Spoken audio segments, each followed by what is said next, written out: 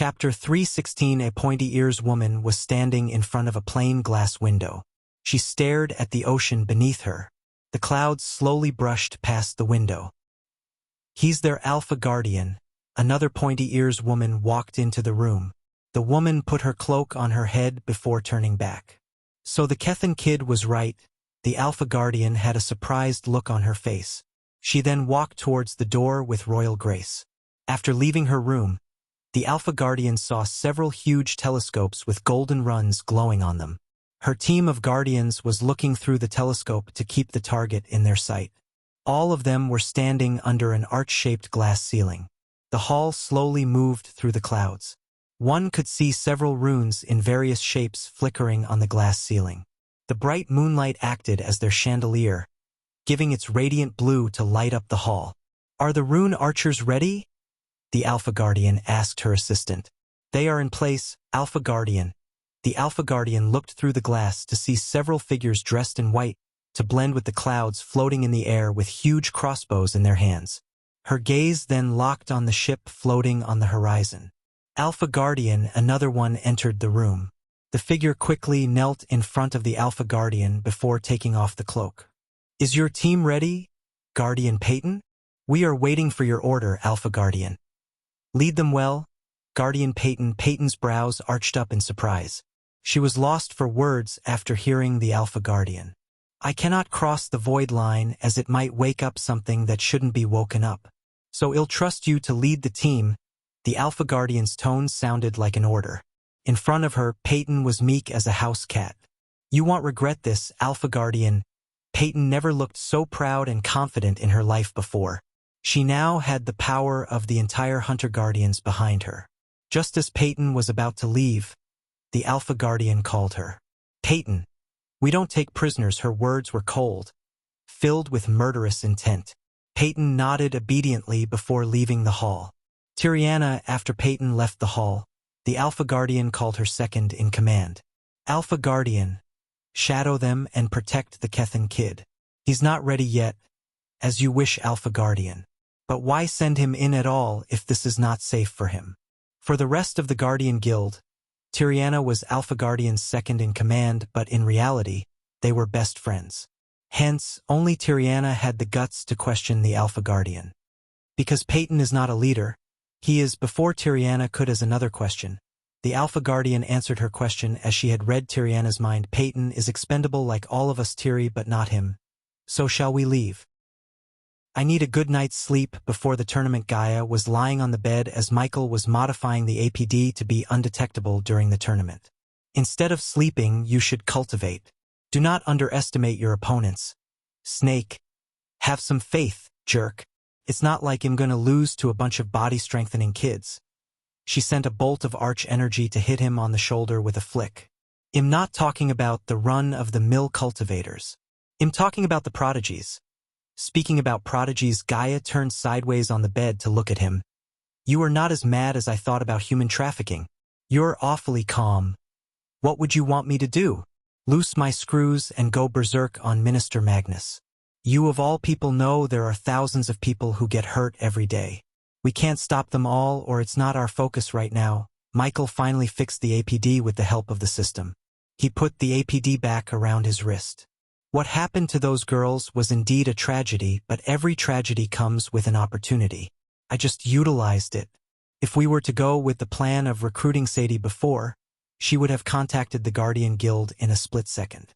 But now Michael just grinned. "You're cold as fuck, and that's why I love you." She jumped up from the bed towards him. Wrapping her hands around his neck from behind, she gently landed a soft kiss on his cheek. Boom! "What the?" Just as she was about to reach for his lips, the entire shoe violently shook. She would have thrown off to the wall if it wasn't for her hands around his neck.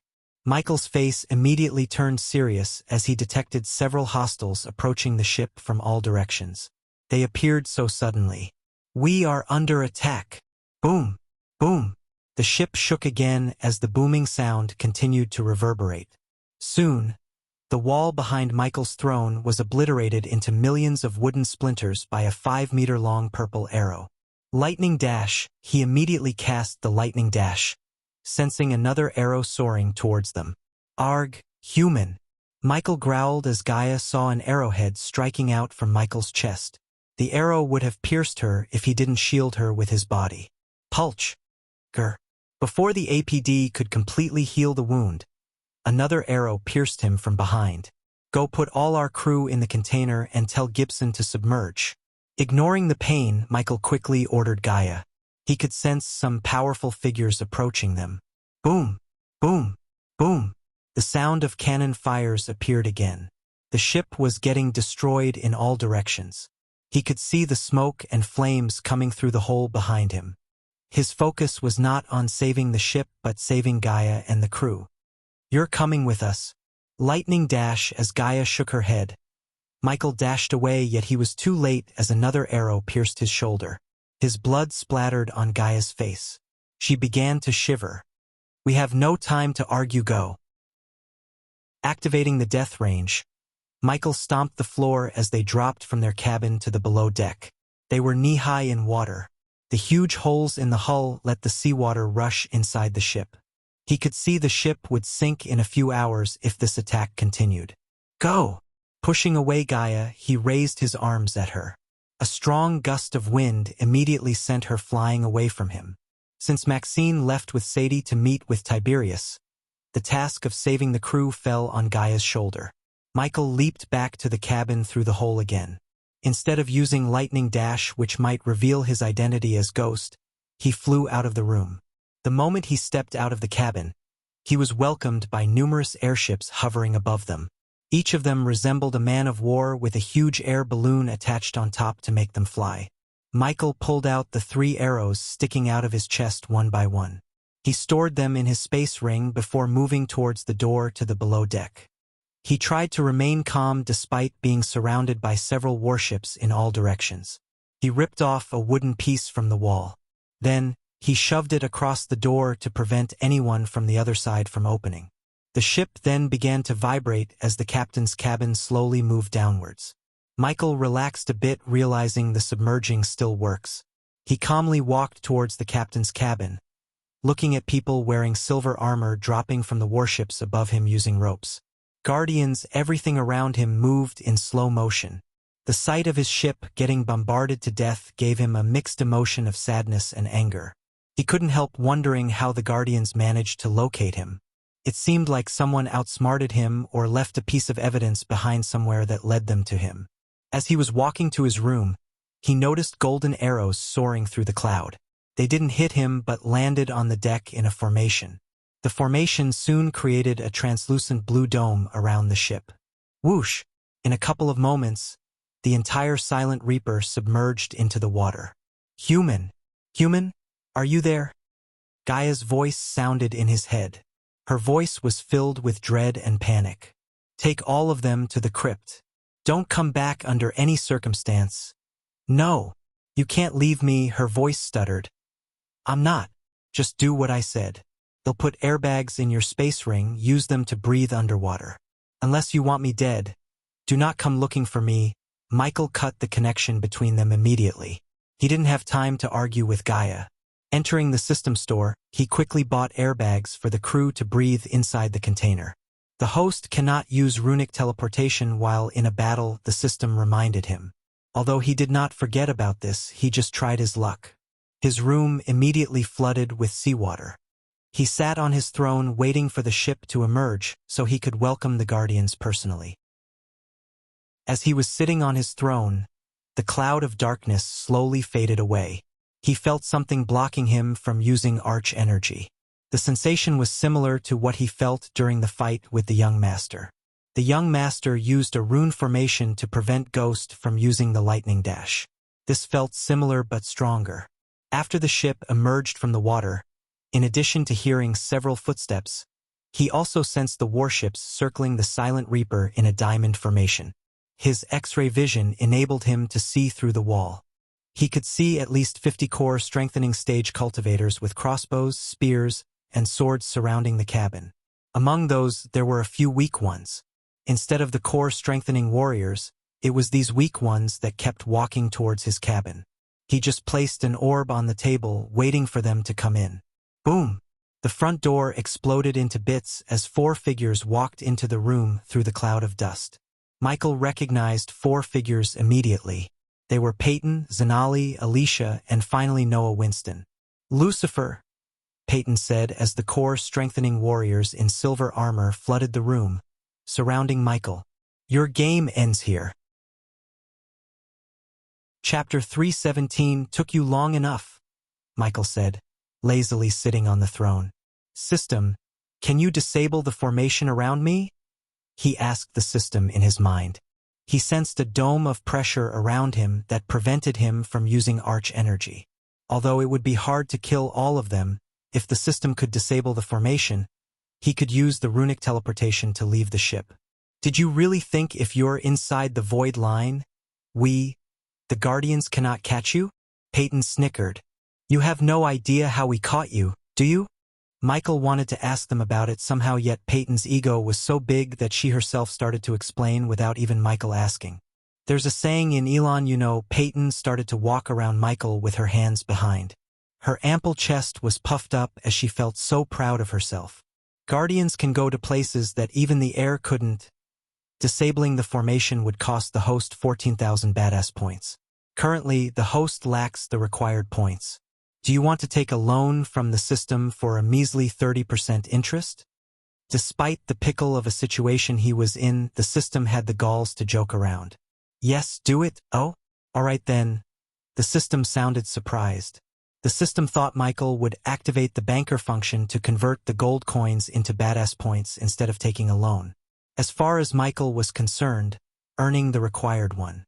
4,000,000 gold coins was harder than earning 18,000 badass points to settle the debt. Disabling formation has begun. 600 seconds remaining. 599 seconds remaining. A grin appeared on his face behind the mask. "You were too busy playing the good guy to notice a guardian hiding in the container with the Silvermoon girls." Gina Peyton clapped as a girl in ravaged clothes entered the room. She had an oval face smeared with mud, blood, and oil. It was hard to differentiate mud from her brown hair. Michael looked directly into her hazel eyes before taking his eyes away from her. Michael saw this girl among the Silvermoon girls. Unlike Peyton was thinking, he did anticipate a spy. That was why he kept the girls alone in a separate room, not letting any of his crew except a few. He realized that Gibson failed to count the girls before sending them to Tiberius. Good thing that he always kept his crew away from the girls, as Gina probably had not seen their faces. Without seeing their faces, the chances of capturing them in the southern continent were 0 to none. It seemed that Gina used the darkness of the room to escape Gibson's eyes. She was probably hiding in the room, communicating with the Guardians until now. "So you know what happened to those girls and who was responsible?"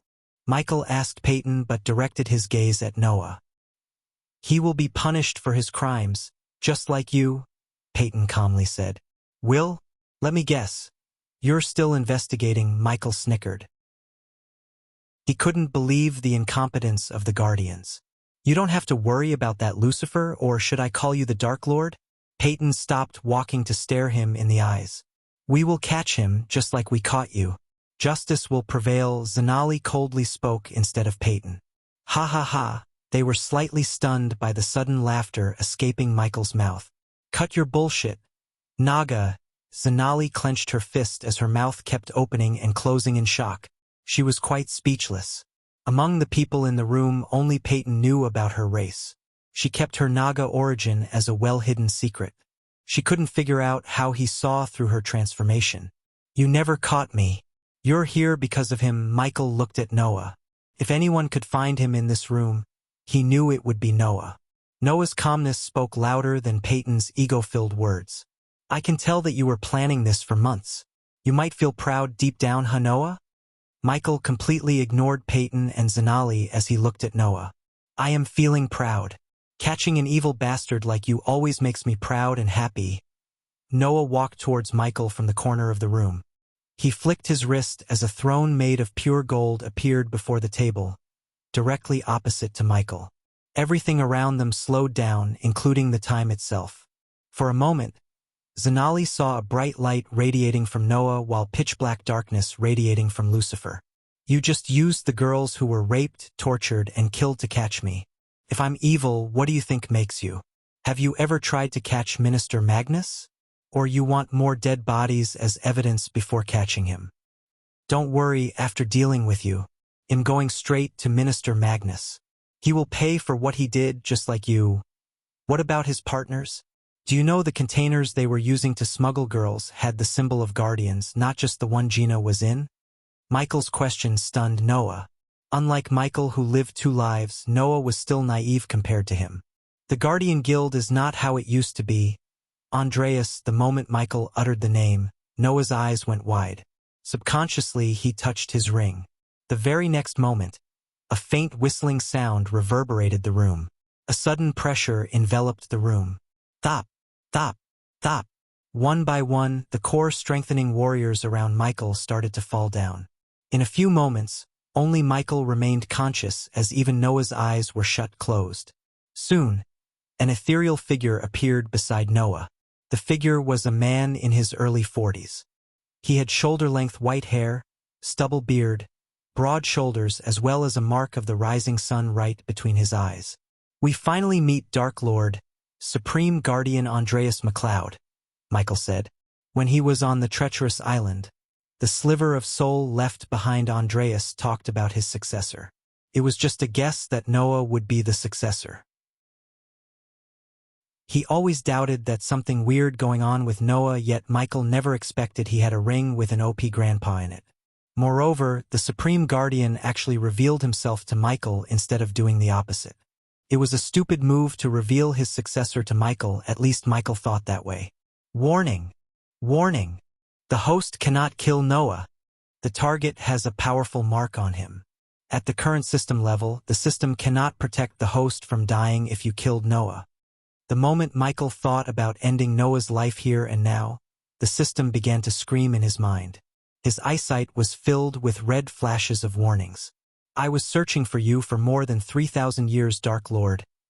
You shouldn't go searching for death. Andreas, humph, with a snicker. The ethereal form of Andreas faded into Noah's body. The very next moment, the ethereal form disappeared. Noah opened his eyes. However, his pupils were not black but shone in bright white. His white robes glimmered like they were made of white gold. Even Noah's black hair slowly changed white. It wouldn't take a genius to see that Andreas just took over Noah's body.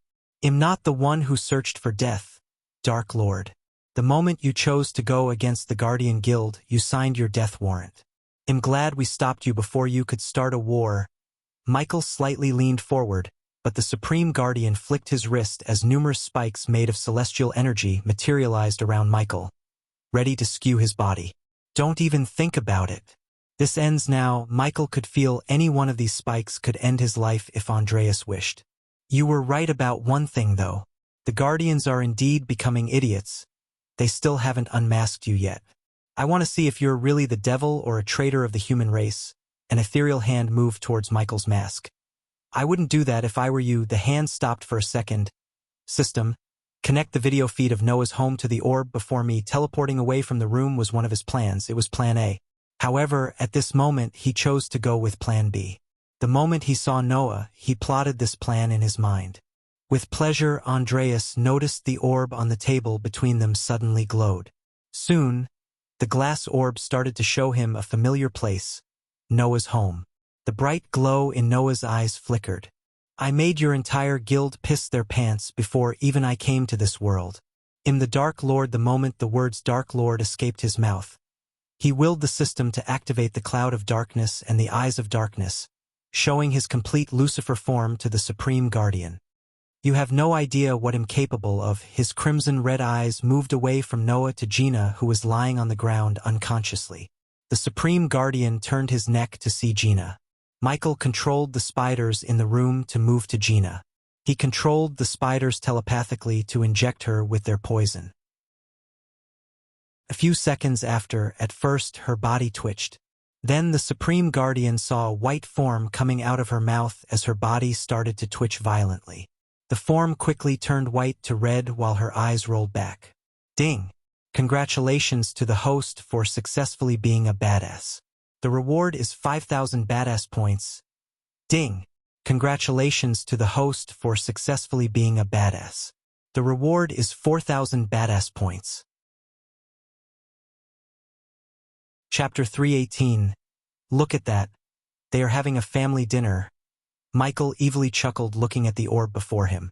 Noah's eyes flickered, indicating Noah trying to take back his body. By destroying the ship, you Guardians made it personal. So what if I take something you love, Noah? For example, your little sister. Michael slowly, just very slowly, moved his finger to snap. Stop, Andreas said as his shout shook the entire room. Get this through your thick skull, Andreas. You cannot stop me. I will warn you only once. Back off or everyone you care about will die. You Guardians say I'm bad. Trust me, I'm the worst, as he said. Michael snapped, willing the system to teleport him back to Abyssal. Michael wanted to confront him more, but he could feel the dizziness overcoming his senses due to the blood loss. Considering Andreas was a 6-star alchemist, Michael didn't dare to use APD. The Supreme Guardian would have recognized the healing potion, connecting the dots between Ghost and Lucifer. The tight armor kept the blood loss minimal, yet after a time, he had to leave the ship. It was also one of the reasons Michael left the ship without beating the crap out of the Guardians when they were unconscious. After Noah's body was overtaken by Andreas, his power skyrocketed from core formation stage 2 to fusion stage level 10. He knew he would not stand a chance fighting the Supreme Guardian with his current status. Fortunately, he had spiders in Noah's home to blackmail the Supreme Guardian. Else Andreas wouldn't have let him leave without a fight. With a last glance at his silent reaper sinking into the sea, Michael teleported to the Abyssal. His heart felt heavy seeing his ship sink. Human! The moment Michael appeared in the darkroom, he heard the panic-stricken voice of Gaia. Azazel quickly waved his hand as the room immediately lightened up to reveal blood-soaked armor. Gaia's eyes watered up as she pulled off Michael's skull mask. His face was pale, blood trickled down from his nostrils. Everything hurt. Their head hurt, their chest hurt, their feet hurt. A sharp pain struck their chest from deep within him. He paused for a moment, taking a deep breath. Perhaps if he could shift his focus away from the pain to Gaia's face, it'd be easier to manage. He took a deep breath and shifted their focus, determined to swallow the pain and keep going. Activating the APD, he struggled onwards, only to stumble on Gaia. Ghost! She caught him as Nightmare wrapped his wings around him to steady Michael. Tears were rolling out of the dragon's eyes. Vidora walked away from Michael's bed to give him space to lie down. A sharp pain struck his chest from deep within. One hand wrapped around Gaia's shoulder while the other clasped his chest in agony. The pain subsided at times, only to flare up again and with seemingly increased intensity. It'd probably take a simple and obvious decision to either give up or keep going at this point, but that decision just didn't seem to come. It became harder and harder to swallow the pain, to ignore the sensations and the voices telling him to stop. On any other day, he would have used a healing potion to heal himself, but not today. The arrow pieces inside his body stopped the healing potion from healing him. My lady, quickly remove his armor, Azazel instructed Gaia. Nightmare helped Michael lie down on the bed. Soon, the white mattress turned red in his blood. Why aren't you using the healing potion? She ripped off Michael's armor to see 2 wounds on his chest and 1 in his shoulder. She poured the healing potion into the wounds after taking a potion from her space ring. You need to cough. Michael tried to inform her about the arrow pieces inside his body, yet when he tried to talk, he started to cough up blood. If it wasn't for the APD injecting him with a healing potion, he would have lost consciousness completely. Seeing the blood coming out of his mouth, her mind went blank. There's something preventing the healing potion from healing him, since Nightmare could see the energy flow with his eyes. He noticed the energy coming from the healing potion getting sucked by something inside Michael. Then you need to cut him open and get it out, Sarba said as the other 2 heads nodded. Yes, cough. Michael coughed before clenching her hand tightly. What? No, I can't. You have to, my lady. The rest of us don't have hands like you. He's a dying bitch. Do as we say. Ayag jumped between Michael and Gaia to shout at Gaia. Nightmare saw a dagger materialize in Michael's hand. He picked up the dagger before handing it over to Gaia. What if? What if he died? Gaia sobbed. She never felt her body shiver like this before. Her brain completely stopped working as the fear of losing Michael hit her to the core. He will if you do nothing, Kane, the blackhead said, breaking his silence. Michael quickly paid the system to light up the places in his body where the arrow pieces were stuck. Gaia was not a doctor to operate the arrow pieces out. Therefore, he helped her by lighting up the arrow pieces' locations in his body. What's happening? She was stunned to see the skin near the wounds radiating a golden light from within. The arrow pieces, with the help of the golden light, she saw the pieces stuck inside him. As she was moving her shaking hands towards the wounds, Michael's eyes started to close. Lord Nightmare, keep pouring the healing potion into his mouth. Azazel flicked his wrist as the healing potions Michael kept on his workbench flew directly into Nightmare's hands. Quickly, the 3 heads of Vidora pulled out the corks of the healing potions. Please, please don't leave me, Gaia cried. The lump in her throat prevented her from speaking loudly. Gently, she placed the dagger on the wound to cut. She could feel the energy pulses coming from the broken arrow pieces. In a blink of an eye, she felt all kinds of emotions like sadness, grief, anger, and resentment. Please hurry, my lady, Azazel rushed her. She wiped off the tears from her face. Finally, she overcame her emotions, realizing the dire situation. Her hands stopped shaking as she made the first cut. Immediately, blood splashed out from the wound. The piece of the rune on the arrow pulsated energy that kept gushing out Michael's blood. There it is. Nightmare noticed a broken 3-inch arrow piece in the wound. It was glowing dimly. Arg, what is that? Ayag noticed a silver tool appear in Michael's hand again. It looked like scissors in Gaia's eyes. The cut was only an inch wide. Therefore, if she tried to pull out the arrow piece by hand, it would do more damage. When she saw the tool, she knew how to use it. Don't cry, cough. Michael opened his eyes with great difficulty. He couldn't even move a muscle in his body. It'll be fine. Finally, Michael let out these words with a gentle smile before closing his eyes. I won't let you die. Gaia pulled out the broken arrow piece straight away without wasting any time. The moment the broken arrow piece exited Michael's body, the healing potion took effect. They saw the wound rapidly closing. It did not even leave a scar. Seeing the wound close up gave her the strength to move to the next wound. Almost half an hour later, Nightmare sighed a sigh of relief. All the wounds in Michael's body completely healed up. He was peacefully sleeping on the bed. With the help of Azazel, they changed the bloodied sheets and Michael's clothes. Everything in the room had been changed except for Gaia. She was staring at Michael with a bloodied face and hands. No one could tell what she was thinking. She just stared at Michael in silence. I'll go something for you to eat, Nightmare said, hovering in front of her. Yes. She nodded as Nightmare left the room to go collect some fruits in the dark forest. Go make sure this place is secure, Gaia ordered Azazel, who was standing behind her. Her eyes were fixed on Michael. As you wish, my lady. After Azazel disappeared, she looked around the room. After seeing no one in the room, she made her way towards Michael's workbench. There was a hint of resolution could be seen in her eyes like never before. She sat on the chair, taking out a parchment and a quill. Tears flowed onto the parchment while she was writing. Almost after 10 minutes, she closed the parchment. Michael was oblivious to what's happening around him as he was peacefully sleeping.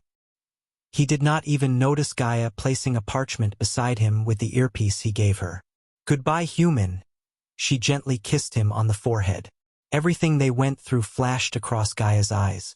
What she decided to do wasn't easy. Her heart bled just to think about her decision. For almost a year, she had never left his side. Even when he was in the nether realm or treacherous ocean, they kept in touch through the earpiece. It never felt like they were apart. Her smile on the face contained an immense amount of sadness. After kissing him again on the forehead, she left the room. Chapter 319. Arg fuck, Michael growled, slowly opening his eyes. He had completely lost of time. Everything around him was dark. He instinctively turned his head to see if Gaia was lying beside him as usual. Except, when he turned aside, a parchment rolled out from his chest. Gaia, he called out for her, looking around the room. He received no response. At first he thought she went outside. However, he felt a strange void in his heart. He picked up the parchment, Azazel. Before opening the parchment, he called out for his butler. In a few mere moments, the demon butler appeared before Michael. Turn the lights on. With a wave of his hand, the demon butler lit the room. Michael opened the parchment to read. Azazel noticed Michael creasing his brows. A hint of shock and sadness emerged in his eyes. Dear human, it's funny that after everything we went through, I never knew your real name. I think even if I know your name, I might continue to call you human because you were the first person who actually helped when I needed help the most. I can still remember the day I met you vividly. This past year is the happiest time of my life. If I were to die today, I'd happily greet death as the happiest girl in this world. You are the best thing that happened to me. When you were bleeding on the bed, I couldn't do anything. That feeling was worse than death. If I was only faster, stronger, I could have helped you. These words kept repeating in my mind. I don't think I can ever go through something like that again. I'd rather die than hurt you, but I must do this for both our sakes. I hope you understand how difficult it is for me to make this decision to leave your side. I'm going somewhere that I should have gone a long time ago, human. I will come back to you stronger or dead. Either way, I will come back to you. Please don't come searching for me unless you want me dead. I didn't have the courage to say this to your eyes. That's why I'm leaving you with this letter. I hope you find it in your heart to forgive me. Look after Nightmare and Vidora for me. I love you and I will love you till the end of time. Gaia Ashton. I hope the gods bless me to change Ashton to your name, human. Michael felt a lump in his throat after reading the letter. When he finished reading the last word, a drop of tears rolled out of his eyes without his control. My lord, Azazel called out, as he had no idea what's on the letter or what made Michael act this way. Her words hurt him more than the arrows did. System. The system's level is too low to track her location without the earpiece host. Besides, there are some places in this world that trying to track her down would backfire and kill her. His heartbeat slowly raised to the point the veins in his eyes popped, making his eyes redder and redder. It became extremely hard to control his anger towards the Guardians. If it wasn't for them, she wouldn't have left him. At this moment, he felt weak and helpless. He couldn't even imagine losing her, especially when he was planning to propose to her. He slowly walked towards the monitoring mirrors on the wall.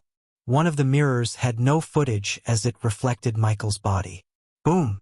Michael punched the mirror as it exploded into thousands of tiny pieces. His punch formed a fist-shaped hole in the wall. He did not use any spell or skill, just punched the wall with pure anger. Blood trickled out of the cuts and scratches on his fist. My lord, Azazel immediately waved his hand as a healing potion flew from the work table to heal his wound. What's that sound? Nightmare flew into the room to see Michael standing in front of a broken mirror. He noticed the bloodied parchment in Ghost's hand. Ghosty, you're awake. What happened? Michael threw the parchment to Nightmare as he caught it with his hands in the midair. Nightmare opened the parchment that had dots of Michael's blood soaked in to read while hovering in the air. What the hell? Nightmare sighed. He noticed something was wrong after Gaia finished taking out the broken arrow pieces. She was awfully silent after Michael had been healed. Nightmare never thought she would actually decide to leave them. Ghosty Nightmare threw the parchment on the bed before flying to Michael's side. He put his hand on Michael's shoulder to console him. Why did she leave? Michael turned his gaze to look at Nightmare. She had to. Ghosty Nightmare's answer surprised Michael. She was powerless to do anything when you were in trouble. She was powerless to save you when you were bleeding on the bed, moments away from dying. Just imagine yourself in her shoes. Imagine what she went through.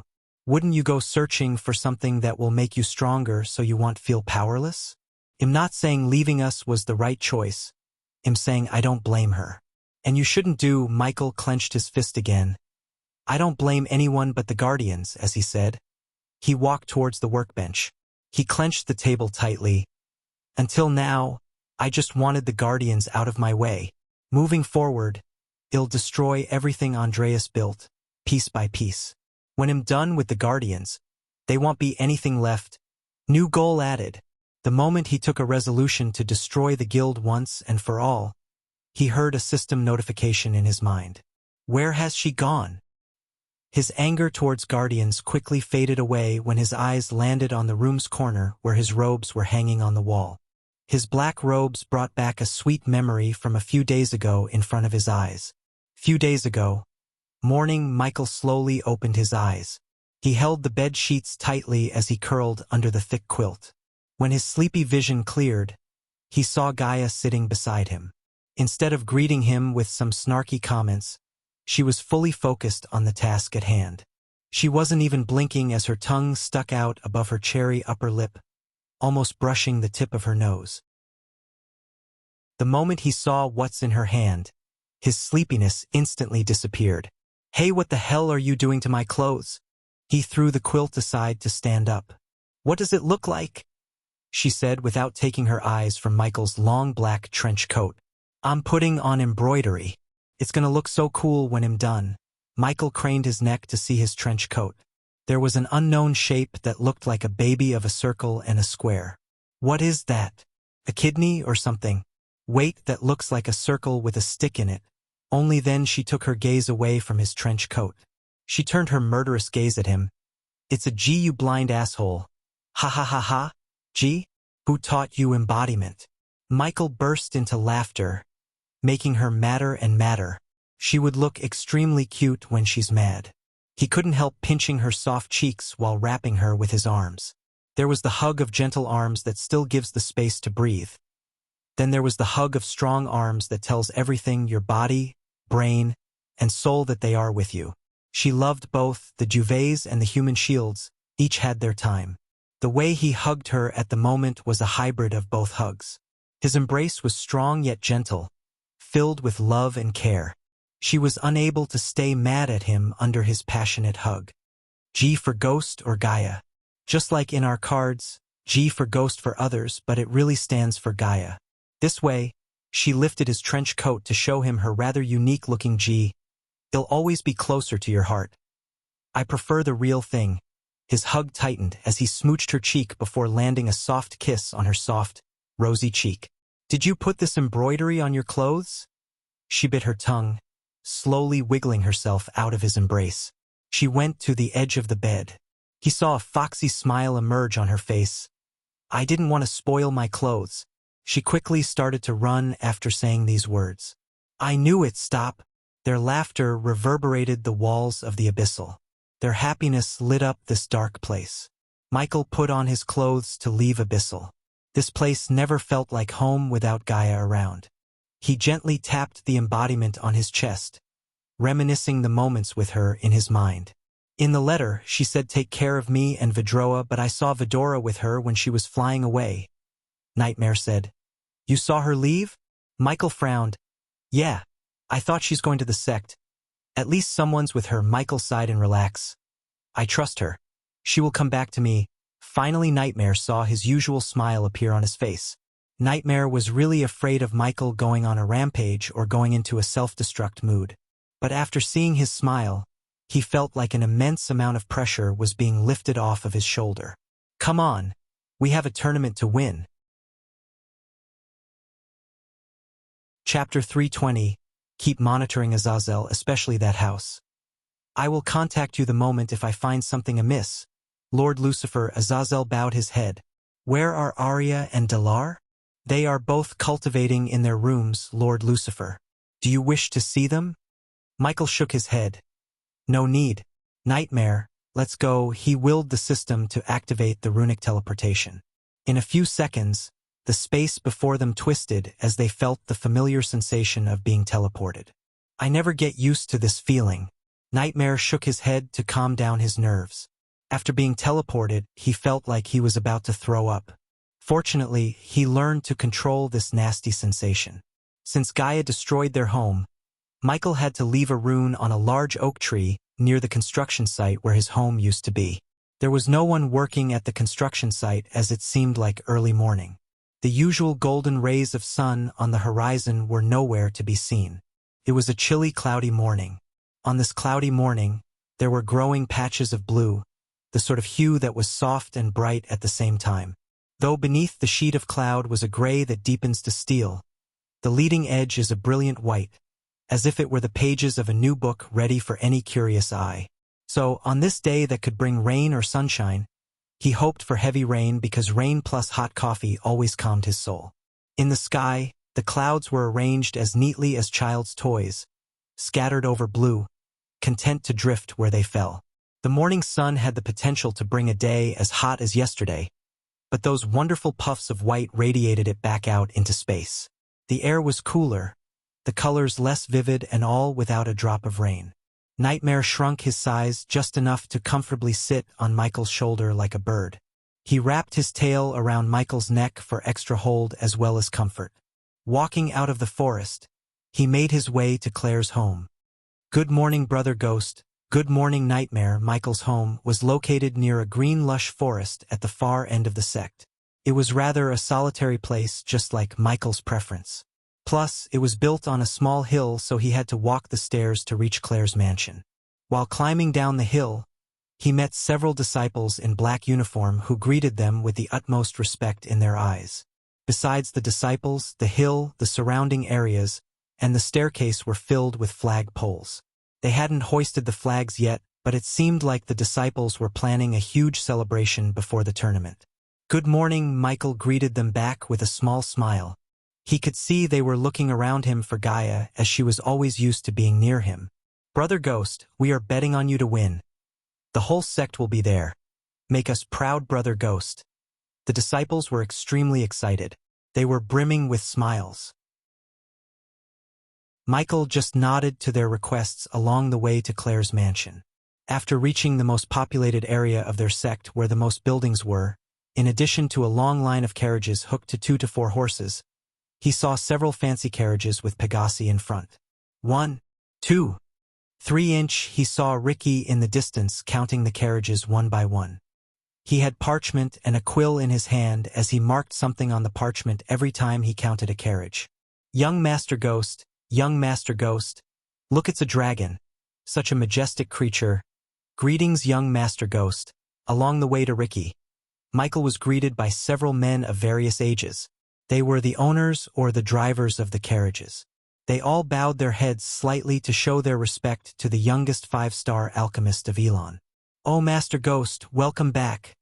Ricky stopped counting the carriages to greet Michael. What's going on here? Michael asked. Sect leader Claire hired these carriages for the disciples and the elders, Master Ghost. We are all coming to witness you and Sister Elia kick ass and take the championships, as Ricky speaks with excitement. His eyes searched behind Michael to locate Gaia. Is everyone coming to Royal Land? You betcha, Master Ghost. Oh. Ricky seemed like he had a sudden realization. Lord Christopher is staying behind, I think. Where is Daniel? With Lady Raylene. Today they are starting to cultivate the lands near River Town. Ricky's eyes sparkled in delight as he was born in River Town. If the River Town was getting developed into a bustling city, his family would have an even better life. With the salary he was getting from Ghost, Ricky's family had already become one of the wealthiest families in the River Town. Ricky was not a selfish person. Hence, he wanted the entire River Town to become a rich city. Carry on. Michael gave a pat on his back before resuming his journey to Claire's manor. See you later, Nightmare. You too, Ricky. Nightmare waved his hand while lying on Michael's shoulder. The duo continued to get greetings from the carriage's drivers and owners. When Michael came to Claire's manor, he saw several youngsters in rather raggedy clothes waiting in line before Claire's manor. Hey, look! It's Ghost. Shoo! Don't let him hear you. Yeah, call him Brother Ghost like the others. It didn't take a genius to see they were waiting to join the sect. They were pretty nervous. Welcome to the Sunrise Sect, my fellow brothers and sisters. A few words from Michael made them shudder in shock. Soon, their nervousness transformed into unending delight. Their eyes sparkled. Although he knew Claire was interviewing them, he wanted these poor kids to relax as Claire never rejected anyone. If Michael was not a genius in alchemy, he would have urged them to come up with a screening process to filter the youngsters according to their talent. Since was a genius, he could provide them with potions and pills to make any mediocre youngster a genius. At the moment, the sect needed numbers the most if they were to become the best and the biggest in Elon. Moreover, they never expected a famous legend like him to actually talk to them instead of ignoring them. Most of their families spent fearing the nobles while developing an inferiority complex. Therefore, when he talked to them, many couldn't believe what was happening as their minds went blank. "We'll talk later." Again, "Welcome to the Sunrise sect." Michael patted a few youngsters who were standing in front of their shoulders. He then walked into Claire's manor, leaving the youngsters flabbergasted with his presence. Ding! Congratulations to the host for successfully being a badass. The reward is 200 badass points. Ding! Congratulations to the host for successfully being a badass. The reward is 300 badass points. Just interacting with the newbies provided him with almost 3,000 badass points. He didn't talk to them for badass points, he did because that felt right at the moment. Entering Claire's manor, he made his way to the hall where he saw Elder Sandra and Elder Reiner conducting the interview. Elder Sandra nodded when she saw him while Elder Reiner waved at him with a wide grin on his face. The young girl who was being interviewed kept staring at him with her mouth wide open. In her eyes, he was the most handsome guy she had ever seen. Sect leader Claire is in the West study room. Thank you. Elder Michael didn't linger around to raise the young girl's heartbeat.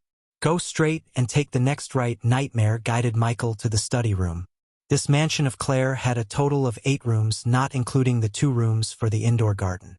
Nightmare spent most of his time with Claire when he was not with Michael. Therefore, he knew the house like the back of his hand. Through the brightly lit corridor, he reached the study room to be welcomed by a rather odd-looking room. In his mind, after hearing the word study room, he imagined the room to have dull-looking paint, several book racks filled with books, scrolls as well as large tables. At that moment, he felt like he entered the Barbie world. The walls were painted with a subtle pink paint that was neither too bright nor too dull. There was a single bed on the corner with 2 4-feet flower vases on each side. In the center of the room, he saw a round table. Even the book racks were painted in pinkish color. Several books were neatly stacked on top of each other on the table. Claire was reading a book while Olivia was writing something on a parchment. Teacher Olivia was the first to notice Michael standing in the doorway. Is this a study room or a girl's room? Michael dragged a chair before sitting backward on the chair. Seeing Claire, Nightmare bounced off from his shoulder to Claire's shoulder. He nudged his head against Claire's cheek, giving her wet kisses. Hiya, little guy. Claire stopped reading the book to play with Nightmare. Asked Claire. She was the one sleeping here instead of her room. Olivia giggled. Where is your other half, teacher? In her jolly mood, Olivia asked. She pretended like she's searching around Michael. She's gone. The joyful smile on Olivia's face instantly disappeared after hearing him. Not gone. She went to take care of something important to her. Without you? Claire frowned. Claire knew the bond between the two of them. They were like joined in the hips, inseparable. Even when Elia was not with him, she would always talk about him and the fun they had together. Claire couldn't even remember the last time Elia talked about something that didn't involve Ghost. Just a few days ago, Elia even asked questions related to engagement to her and Raylene. Suddenly hearing her leaving Michael stunned Claire. Claire couldn't care less if Elia was unable to compete in the tournament. She just didn't want the two of them to break their wonderful relationship. Chapter 321. Is everything all right between you two? Claire asked.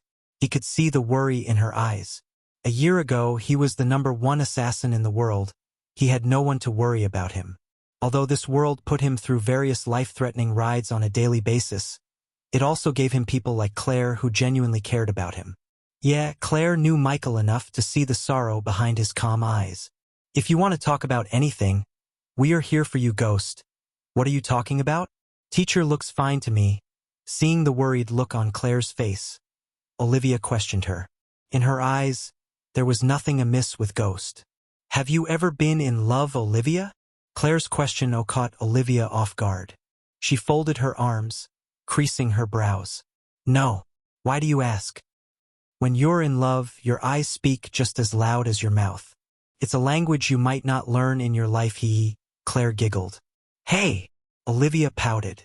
She threw a quill at Claire, but Nightmare caught the quill with his mouth before it could hit Claire. The two girls almost forgot their status and started to play like little girls. "See, I have a little guardian angel here." Claire kissed Nightmare on his forehead. "Secretary Leader Claire, when are you guys leaving the sect?" Michael's question put a stop to their childish play. Claire quickly regained her sect leader composure. "In the evening. We'll travel to Sarton by carriages, and from there, we'll take the ships to Royal Land. It's an easier, safer, and far shorter journey than traveling by road." "Cool. So, Olivia, how are your studies going on?" He dragged the chair towards their study table. "I finished the work you gave me, teacher." With a flick of her wrist, she filled the large table with parchments. Since Michael needed to take his mind off Guardians and Gaia, he decided to spend the time until they leave for Royal with Olivia. "Let's stop theory stuff and move on to the practicals. Take out your cauldron." Her face immediately lit up like someone lit a candle in her head. In a blink of an eye, a dark violet cauldron appeared on the table. On its surface, several silver runes could be seen. In addition to the runes, there were etchings of various shapes such as flowers, plants, Olivia's name, as well as a lion's head. "Teacher, would I be able to make pills and potions like you? I mean, without the cauldron." If Olivia asked the same question a few months ago when she started to learn from him, he would have really laughed it off. However, after all this time studying under him, he noticed the jump in her talent. At first, she was only able to make pills and potions with 50% purity. Now she could touch the 57% purity mark. Although he became a 5-star alchemist in a few moments, after making almost thousands of pills and potions, he knew how hard it is to get the 7% leap in a short amount of time. However, this was not the time for her to learn his technique. First, she needed to become his subordinate, who has more than 95% loyalty. Only then, Michael would think about teaching her how to control the alchemy flames like him. "That's too dangerous. A simple mistake and you'll be served rare." "Ha ha ha," Claire couldn't help chuckling. Olivia stuck her tongue out at Claire, but she didn't argue with Michael. She understood him completely. "Whoa, before you guys play with fire, they'll take my books and leave this place." Claire quickly collected her books. "I don't want to be well done." Claire winked at Olivia as she rolled her eyes. That's terrible. After Claire left the study room with Nightmare, Michael began to teach Olivia how to use the cauldron to its maximum potential. As the oat field encountered a peach sky, the evening had come in stately fashion, with all the grace of a breeze in repose. In that welcome amber glow, the time of slower thoughts had arrived. Those moments when, with open eyes, Michael's mind became as a perfect empty horizon, seeing, yet content to sit. He felt the soothing breeze birthed by the surrounding foliage, became absorbed in the music of crickets, letting the gentle energy of nature wash in. He watched the disciples getting in the carriages from the mountain peak, his usual place to meditate. His black trench coat fluttered in the wind, while his turtleneck gave him a unique charm. Unlike before, he wore the dual sword sheath on his back. At the moment, it was empty. He willed the system to retrieve the space ring given to him at the house cane. "It's time for you two to come out." The space ring let out a faint whistling sound before two beautifully forged swords appeared in Michael's hand. The two swords had a blade of a gray color, with a pattern made of swirls and triangles engraved on it. The blade itself was engraved.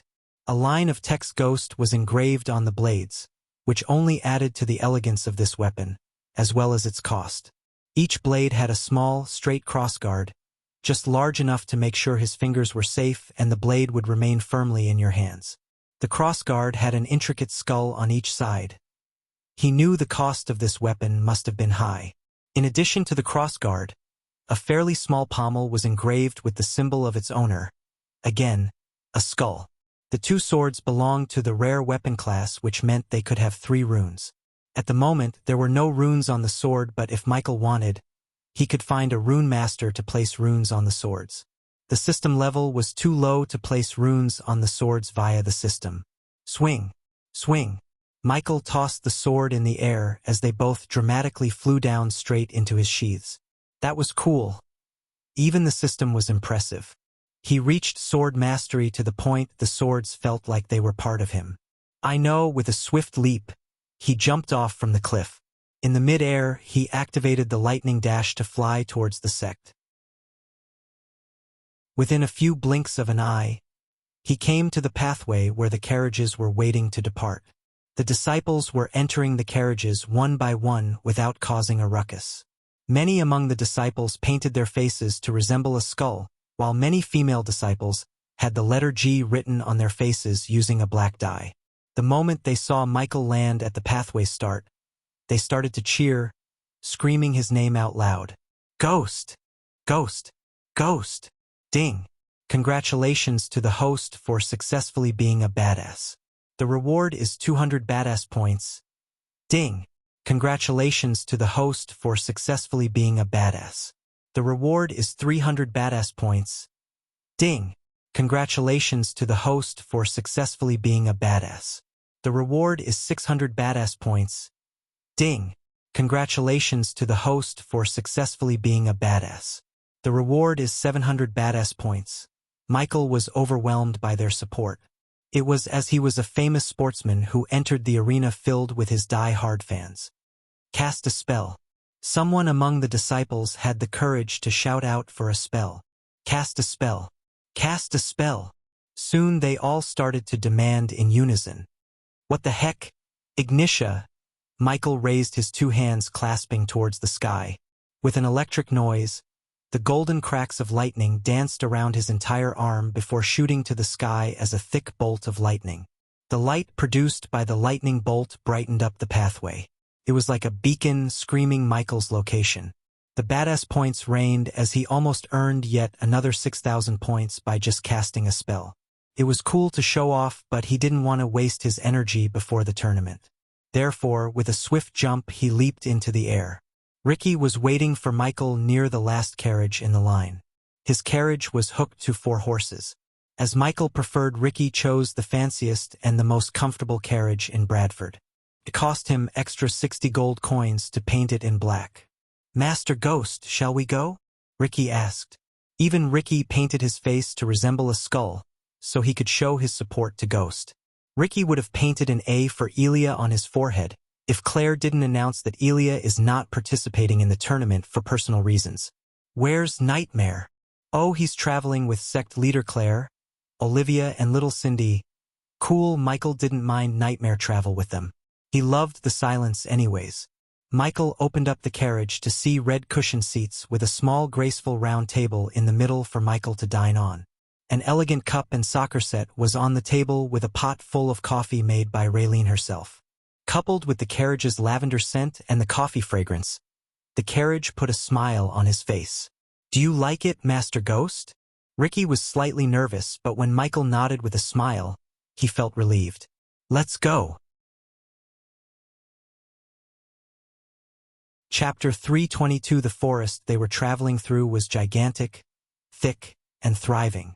Its canopy was rained by crab-apple, ash, and rhododendron. Enough light shimmered through their crowns for a medley of herbs to take advantage of the rich grounds below.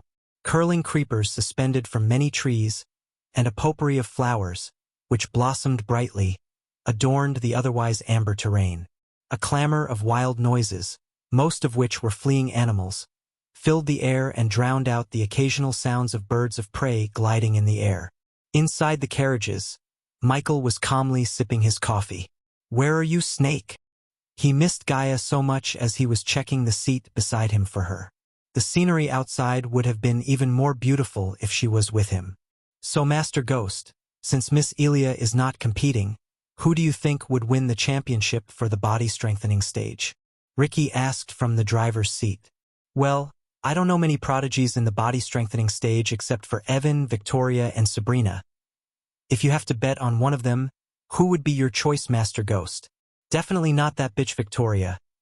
Ha ha ha. Bad blood, huh, Master Ghost? Ricky laughed.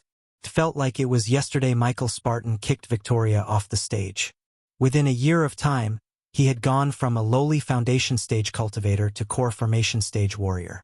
If it wasn't for the tournament's rule for not letting anyone above the core formation stage participate, he would have a breakthrough to the core strengthening stage. Compared to the badass points he could earn fighting the tournament, reaching the next stage wasn't just as important for the time being. Master Ghost. I heard the princess and the king of Breedia coming to watch the tournament. Michael could feel the excitement in his heart through his voice. Princess, huh? To be honest, even Michael felt a little curious to see a princess in real life. It was hard to believe Gaia is a princess, as she was the last person one would expect to be a princess. She was a rather unique girl compared to many in this world. She would do whatever she likes, speak whatever she wants, and more than anything, she helped him instead of being a trouble magnet. Have you ever met a princess before, Master Ghost? Michael couldn't help imagining Gaia in a pink Barbie princess dress with a star wand in her eyes.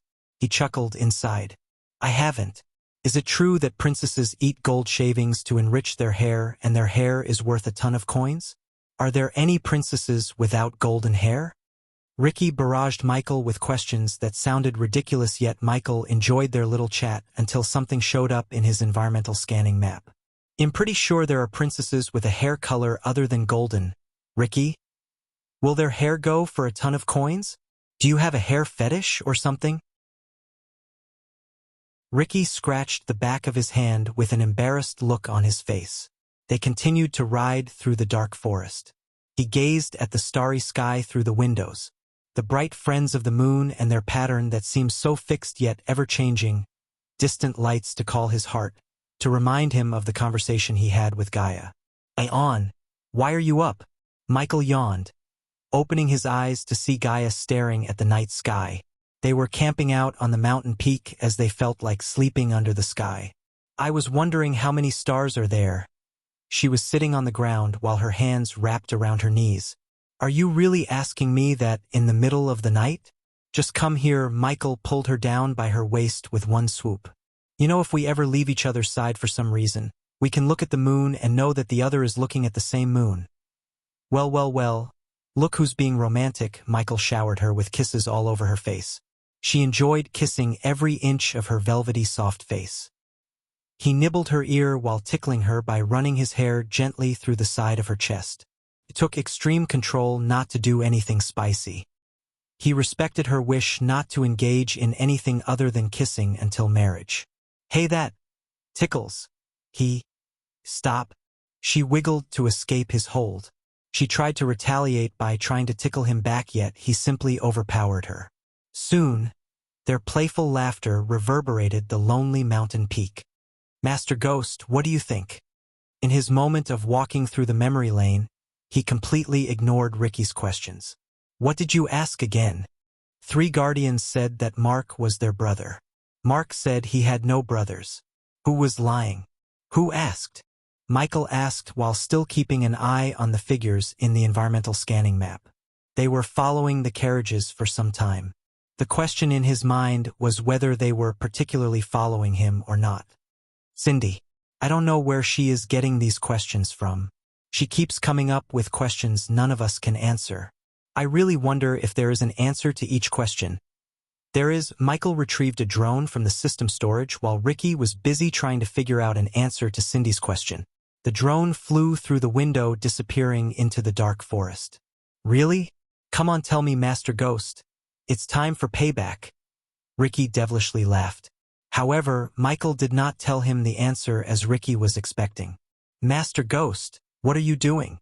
Ricky turned back to see Michael opening the carriage door through the small hole before him and Michael. Just some sightseeing. Don't stop. He'll be back soon. Michael flew out of the carriage in the direction of the figures following him. I'm getting bored. Let's start killing them all. A feminine voice could be heard from the dark forest. The voice was filled with murderous intent. Control your blood, Lust Reaper. We must not alert the target. Not until we cut his throat. Another murderous voice sounded. This time it was a male voice. Dibs on the ladies. Another voice filled with lust spoke. The 3 figures blended perfectly with the forest. The black clothes they were wearing helped them merge with the darkness. They flew neither too fast nor slow, but just enough pace to follow the carriages without alerting any of the sect members. If one looked closer into their eyes, a dim glow could be seen in their eyes. The figures took the cat potion to enable their eyes to see in darkness. If you're calling dibs on the ladies, I call dibs on the target. I heard he's quite the eye-catcher. Oh, not that again. You take too long and scream loud enough to wake the entire city, one of the male voices complained. It's a moan, you idiot. No, it's not. Silence, you too. Everyone stopped talking. Soon, they started to hear rustling sounds coming from ahead of them. They stopped flying immediately. I bet it's a wild cat or something, the female figure said. Magical beast, perhaps. There are no magical beasts in this part of the forest. The rustling sound became louder and louder. They frantically looked around them to locate the source of the sound. It sounded like it's coming from all directions at the same time. But suddenly the rustling sound stopped. Diddle, diddle, the figures heard a voice as they all looked in the direction of the voice coming to see their target walking towards them. To their shock, their target had a smile on his face. Ghost, the female figure, unsheathed her daggers from her waist. She then slowly licked the dagger like it was a candy bar. We are so little, a couple of pop sounds came out from Michael's neck when he cracked his neck. Isn't this face-to-face better than following me from a distance? Because of the wolf masks they were wearing, Michael couldn't see the surprised look on their faces. You guys aren't bad. It's just I'm better, in fact, I'm the best at what you do. His words immediately kindled the killing intent hidden within the figures. They gradually formed a triangle around Michael. The two male figures stood before Michael while the female stood behind him. Now I see why someone put a $500,000 contract on your head. You have the knack to piss of wrong people, one of the male figures spoke. $500,000, you say, not bad. Is there by any chance you three know the name of the person who put a contract on my head? I'm gonna enjoy every second of killing you. Michael heard the woman's voice coming from behind. She was moaning. No idea who put the contract, huh? Michael sighed. It was disappointing but not unexpected. They were just tools sent by the Grim Reaper's guild to kill him. The assassins wouldn't know the one who gave the task to the guild. Only the higher-ups of the guild would know that information. Unfortunately, Michael had no chance of getting that information as the Grim Reapers were a powerful guild operating in shadows, just like the dark underworld he worked back on Earth. First you Reapers destroyed a shipment of mine, now coming to kill me. I'm really starting to get pissed. Humph. What are you gonna do? Kill us? You don't even stand a chance. If you like this chapter, please comment, send Power Stones. If you really like this chapter and my novel, consider sending me gifts as it would motivate me to put out more chapters. Any criticism, feel free to bash me in the comments. Chapter 323. You picked a night time to kill me. Good choice. Michael slowly walked forwards with his hands behind. The Grim Reapers were in no rush to kill him. It seemed like they wanted to kill him slowly, especially the woman behind Michael. Reduced visibility. Darkness will help you blend and your spells would draw less attention. Michael listed some of the pros of choosing nighttime to assassinate someone in this forest. But Michael stopped walking for a moment. You guys made a mistake. And what is that? The woman asked. She started to breathe more and more heavily. For a few moments, Michael didn't answer. He just let the silence envelop the place. You failed to study whether your advantage would also be your targets. The cat's eye potion would enable the drinkers to see in the night, yet it wouldn't be like natural vision. Hence, the three assassins failed to notice the changes in the surroundings. As far as they were concerned, the night couldn't get any darker. But it did when Michael cast the death range.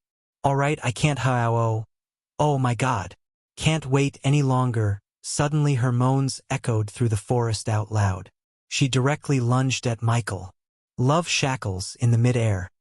She cast a spell as pink giant shackles materialized in the sky above Michael. Frost rage, illusion lava. Michael's surroundings suddenly changed. The dark forest transformed into a fiery hot lava. He felt like he had been teleported into a boiling volcano. In addition to the illusions, Several humanoid creatures made of frosty ice appeared around him in a 5-meter radius. If they weren't only at core strengthening stage level 2, Michael wouldn't have decided to face them head-on.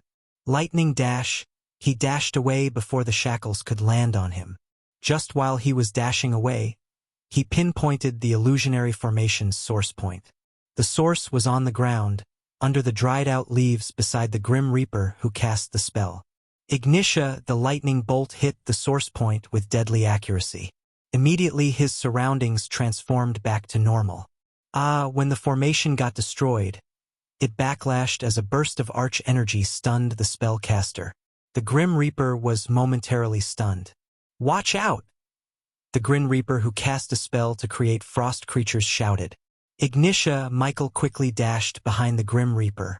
Without wasting a second of time, he sent a bolt of lightning through the Grim Reaper's heart. Because he was a core strengthening stage cultivator, it did not one-shot him. Michael wasn't expecting the lightning bolt to kill him with one shot. That was why he immediately stabbed the cultivator through the wound created by the lightning bolt pulch. "Wolf!" the male Grim Reaper shouted when he saw Michael's sword sticking out of his colleague's chest. Michael twisted the sword, ending his life. Ding! Congratulations to the host for killing a core strengthening stage, level 2 cultivator. The reward is 300,000 experience points and 2,000 badass points. That's so hot. The female Reaper, however, did not seem to care about her colleague's demise. She just knelt on the ground, moaning loudly. "Woman, you're a fucking freak." Michael drew back his sword. He was glad that her climax slowed her down from casting another spell. "Kill him." The frosty figures moved slowly, but they were able to reach Michael since he stopped moving to kill the Grim Reaper. Ring of Fire, what was better to fight a bunch of humanoid creatures made of ice than flaming hot fire? Whoosh! Whoosh! The Ring of Fire sent 2 pulse blasts around Michael, burning everything it passed through. The ice figures did not completely evaporate, but their legs melted down. Another 2 pulses of the fire melted their upper body before they could reach Michael. Lightning dash, ice drag dash boom. Michael dashed at the Grim Reaper to end his life before he could cast another spell. The Grim Reaper was just about to finish his spell when he saw Michael lunge at him. His lightning-fast reflexes kicked in as he immediately retrieved a smoke bomb from his space ring and dropped it into the ground. The smoke bomb exploded, creating a fog of smoke around the Grim Reaper. It was a neat tactic that might have worked if Michael didn't have his X-ray vision and environmental scanning. Ignitia, ignitia, ignitia. The Grim Reaper did not stop moving as he kept running to escape the lightning bolts. The assassin had no time to cast a spell. He was expecting help from his colleague, but she was shaking on the ground. "Sucker," Michael chuckled inside. The male Grim Reaper thought Michael was attacking him to kill, while the female cultivator was having a great time thinking that her target was busy with her colleague. Michael suddenly changed his target as he dashed at the female cultivator. While she was quivering on the ground, he tried to cut her neck. Unfortunately, she was quick enough to evade a fatal bow, yet the sword did cut her shoulder. Slash. You wanna play? The female Reaper slowly stood up from the ground. Her legs were still shaking while her eyes radiated intense pleasure. 2 versus 1. You're dead. The male Grim Reaper sighed in relief seeing his colleague finally entering the battle. He picked up a strange smell, but he didn't focus too much on the smell as he thought it's coming from the forest. TSK, TSK, TSK. You clowns should have gotten a job in a circus instead of an assassin guild. Now that's hurtful. Finally, the female Reaper's voice showed some murderous intent instead of freaky moaning intent. For 3, the 2 cultivators were confused when they heard Michael start counting. 2, 1. I'm gonna cough. What's happening? Just after taking a few steps towards Michael, the female Reaper started to cough. Behind the masks, their faces slowly turned pale. Their bodies shivered, not in pleasure. Their bodies shivered in fear. The female Grim Reaper couldn't feel her muscles. It was because Michael smeared paralyzing poison on his swords. He really aimed for her throat to kill her instantly, but as usual, he wanted to have a backup plan if she evaded his attack. His backup plan worked. The fear toxin finally showed its effect. The Grim Reaper's deepest fears took hold of their minds. Michael clapped his hands together towards the female Grim Reaper. Golden lightning cracks danced around Michael's hands. The sound of electricity crackles became louder and louder, while the light radiated by the lightning cracks was so bright that it looked like someone put a light in the middle of them. Boom!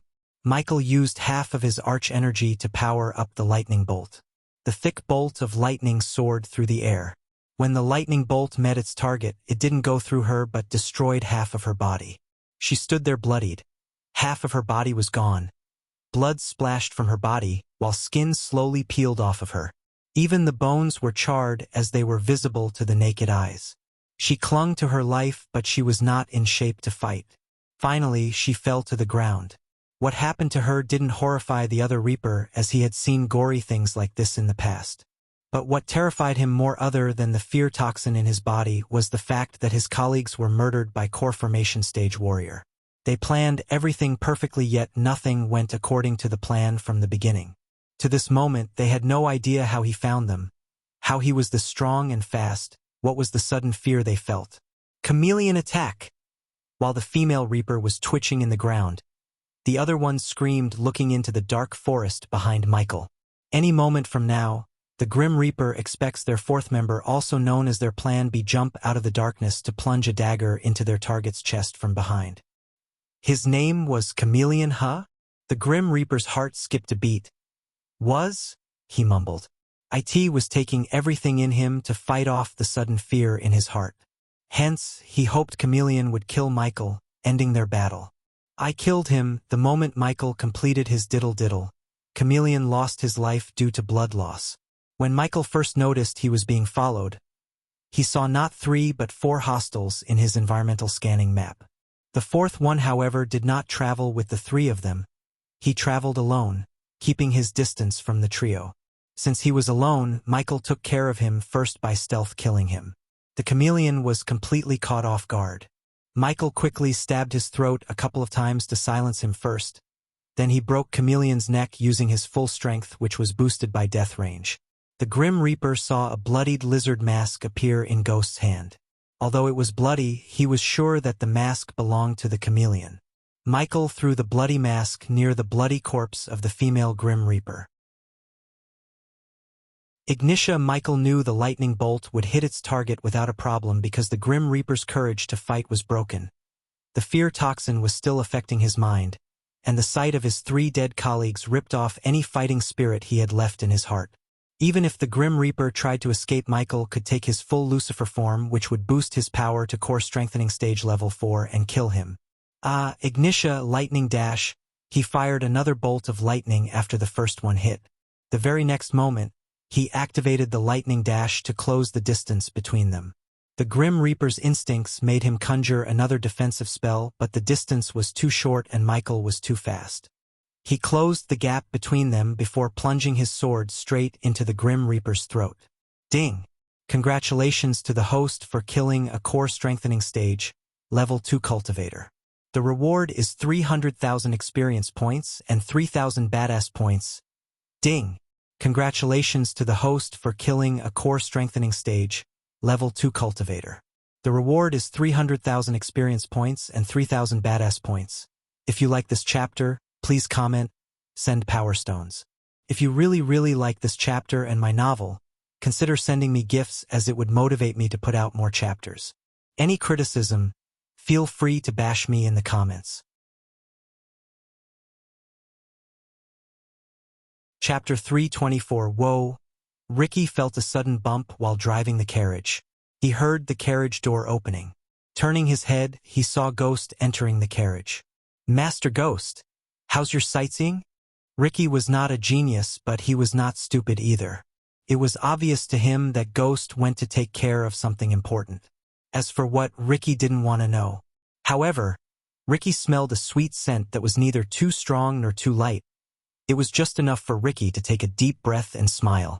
Besides, when Ricky turned back to look at Ghost, in the light produced by the small orb of light inside the carriage, Ghost seemed refreshed, as he had just taken a bath. Michael willed the system to equip his nightdress, which was gray sweatpants and a black tank top. It was pleasant until I had to kill a few rats, Michael laid down on the cushion. After spending almost all of his arch energy, he was pretty tired. Wake me up when we reach Sarton. Michael closed his eyes. Yes, Master Ghost. The curtains inside the carriage added an orange glow to the morning light. Every morning a perfect sunrise. It somehow reminded Michael of the times he slept in a beach hut, watching the ocean emerge under the golden shimmer. For a moment his mind conjured the rhythmic waves, soft on the sandy shore, and felt his heartbeat at the same slow pace.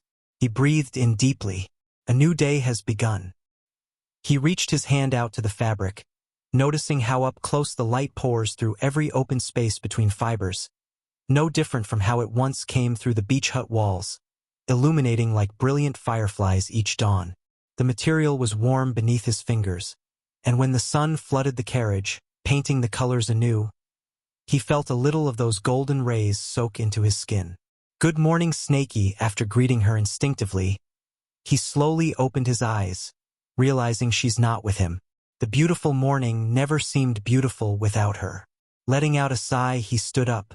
After stretching his arms out, he put on a black shirt on top of his blacktop before getting out of the carriage. In his sect home, he would hear the chirping of birds in the morning. At this moment, he heard no bird sound but constant chatter of people, as well as horses galloping. He opened up the carriage door to be welcomed by the city by the lake, Sarton. Cast on the highest point of Marilla Lake, Sarton was a city of foreign trade.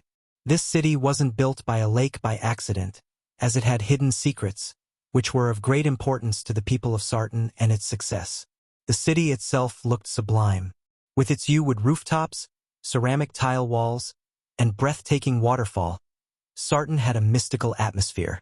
The main attraction was the giant statue of a Viking-looking man in the center of the city, which was built 1,000 years ago and designed by the dwarves.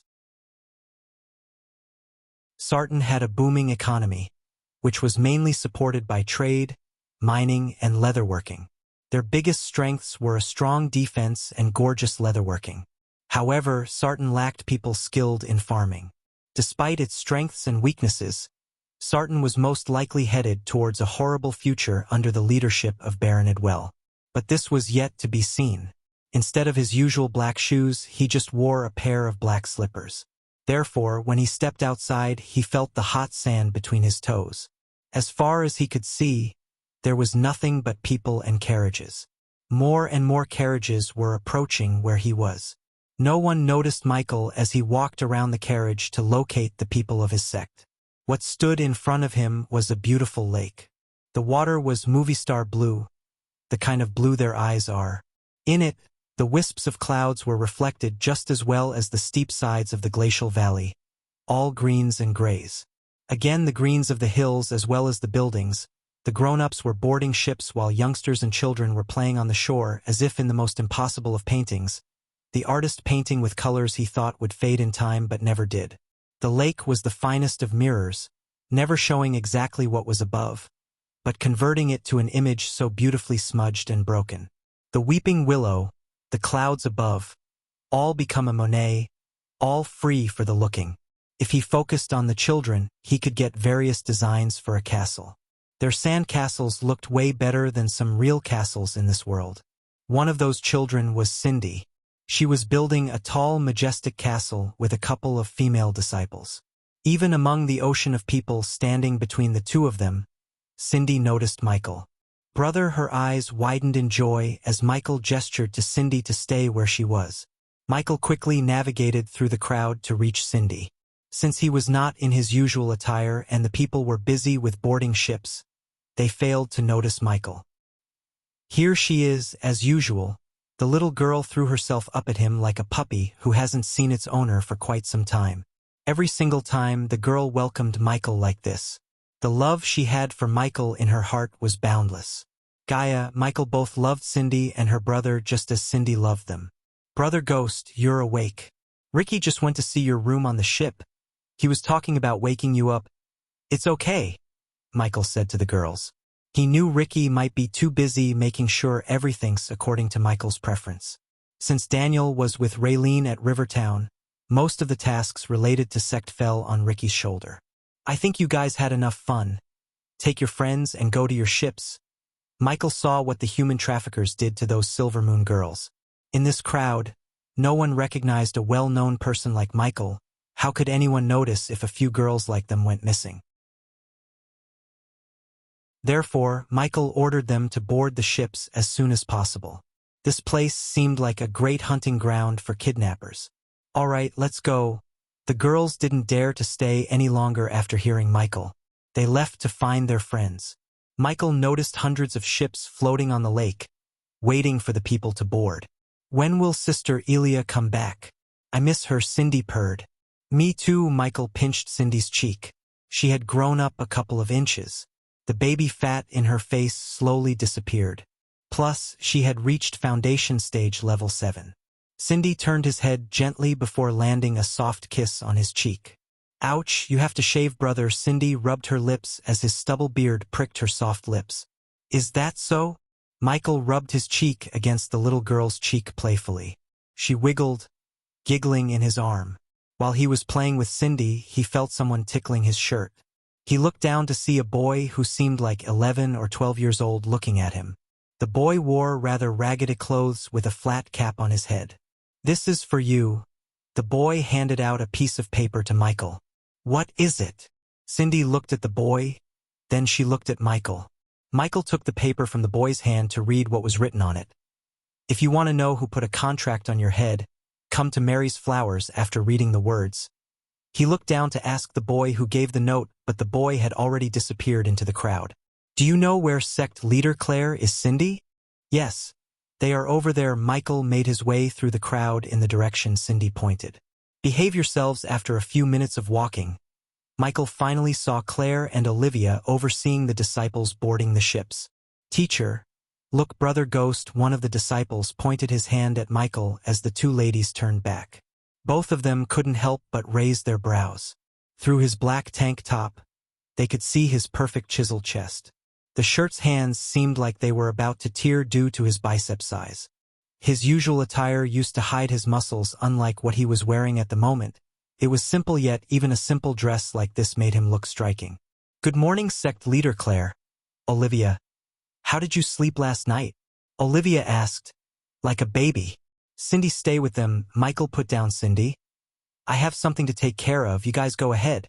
They'll join you later. Can someone else take care of it for you, teacher? You need to take as much rest as you can before the tournament. Yeah, what she said. Claire agreed with Olivia. It won't take too long.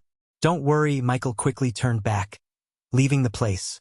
He wanted to know who put the contract on his head more than rest. If the Grim Reapers were anything like the dark underworld on Earth, they would send more assassins after him. The next time, the assassins would be stronger than the 4 he killed. To put a stop to this, Michael needed to kill the one who put the contract on his head in the first place. At least he hoped it would stop the Reapers. If you like this chapter, please comment, send Power Stones. If you really like this chapter and my novel, consider sending me gifts, as it would motivate me to put out more chapters. Any criticism, feel free to bash me in the comments.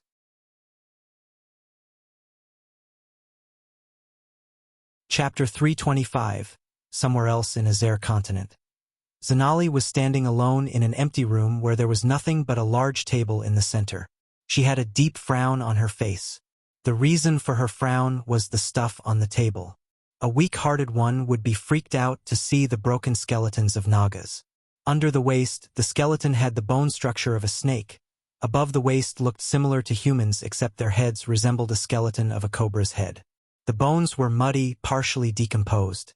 She didn't need anyone to tell her how they die. She could see a deep cut in their hyoid bones. These are your men. A tall figure walked out from the dark corner. He looked human, but he was not. His upper body resembled a tiger, including his face. Standing almost 7 foot tall with a muscular build and a tiger face, he would terrify people who haven't been familiar with beastmen. Even among the beastmen, people with predator genes such as golden lion, white tiger, black panther, brown bear were extremely rare. Seech! A loud scream of an eagle could be heard in the room. Zanali looked up at the black eagle staring back at her from his shoulder. Your men were killed by a cold killer, the tiger beast man said. Jacoby? What do you mean a cold killer? Zanali asked. She wondered how Jacoby could tell if the killer was cold or not by looking at the partially decomposed skeletons. The cuts, there was no hesitation. Clean, deep cuts. The killer is either a trained killer or a murderous psychopath who killed more than 50 people or both. Any signs of Gaia? Zanali asked. After hearing Jacoby describe the killer, a tinge of worry emerged in her heart. It was true that Zanali ordered her men to cripple Gaia's cultivation, but she wasn't as heartless as Gaia thought. Zanali had to cripple her cultivation because Gaia murdered hundreds of prisons as well as bribed almost half of the king's court. Zanali really wanted her stepsister to reflect on the bad things she had done in her life. Zanali hoped crippling her cultivation and throwing her in prison would rehabilitate Gaia, make her a better person. Her tracks disappear at the river town's border. It seems like someone from the river town helped your stepsister. Jacoby spoke with a thick accent Michael would have recognized as African. Can you track her down? Humph, can I? I will track her down. I just want something that has the scent of her and an answer. Jacoby snickered. He gently rubbed the eagle's neck. His animalistic grin made him look even more terrifying. Answer to what? Jacoby finally stepped out of the darkness, completely revealing his golden fur-filled upper body that looked exactly like a Bengal tiger except for the hat on his head. Do you want your stepsister dead or alive? After giving Jacoby what he needed to find Gaia, Zanali came back to Peyton's manor. Zanali saw her friend resting her head on the hand, which she only did when she was either pissed off or worried or both. Peyton, what happened? She sat beside Peyton. Nothing. Peyton waved her off. But behind her glasses, Zanali could see a sliver of anger. Don't give me that, Missy. Something happened with the Alpha Guardian? Before she went to meet with Jacoby, Zanali left Peyton at one of the Guardian Guild's safe houses where the Alpha Guardian was waiting for Peyton. Apparently, Peyton had some questions regarding how the Alpha Guardian handled the Lucifer situation.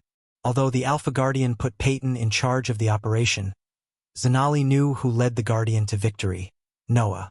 Ever since Peyton chose Noah after Ghost rejected the offer, Noah had been climbing the ladder way faster than anyone ever did. In a short amount of time, he was promoted from being a trainee Guardian to a Guardian who had the privilege to train with the Alpha Guardian of Hunters, Isarl. Many Guardians would die to even meet an Alpha Guardian, yet Noah received the privilege of training with one. It went fine, Peyton said. She was trying to calm her anger in silence. Come on, Peyton, you owe me an explanation. Explanation? You want an explanation? Finally, Zanali's pestering broke the dam that kept Peyton's anger in control. You want an explanation why the Guardians failed to apprehend Lucifer? You want an explanation why the Alpha Guardian is not sending her entire fleet searching for Lucifer? You want an explanation why they were thinking about promoting Noah to Guardian Captain instead of me? She punched the table so hard that it obliterated into bits and pieces. Well, I don't know. Why don't you go ask your boyfriend? Zanali was completely taken aback by surprise and shock. She had never seen Peyton lose her patience like this.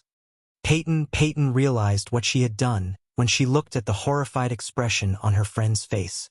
Plus, the mahogany table that was reduced to nothing but a pile of splinters helped her realize what she did.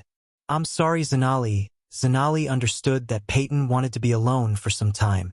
However, Peyton never left her side when she needed a friend to talk to. Most of the Guardians didn't like Nagas. To Zanali's luck, a bunch of racist humans were the ones who hired Zanali's batch of Guardians. At first, they rejected Zanali just because she was not a human. It was Peyton who fought them and cashed in all her favors to recruit Zanali, just because Peyton valued Zanali's talents more than anything.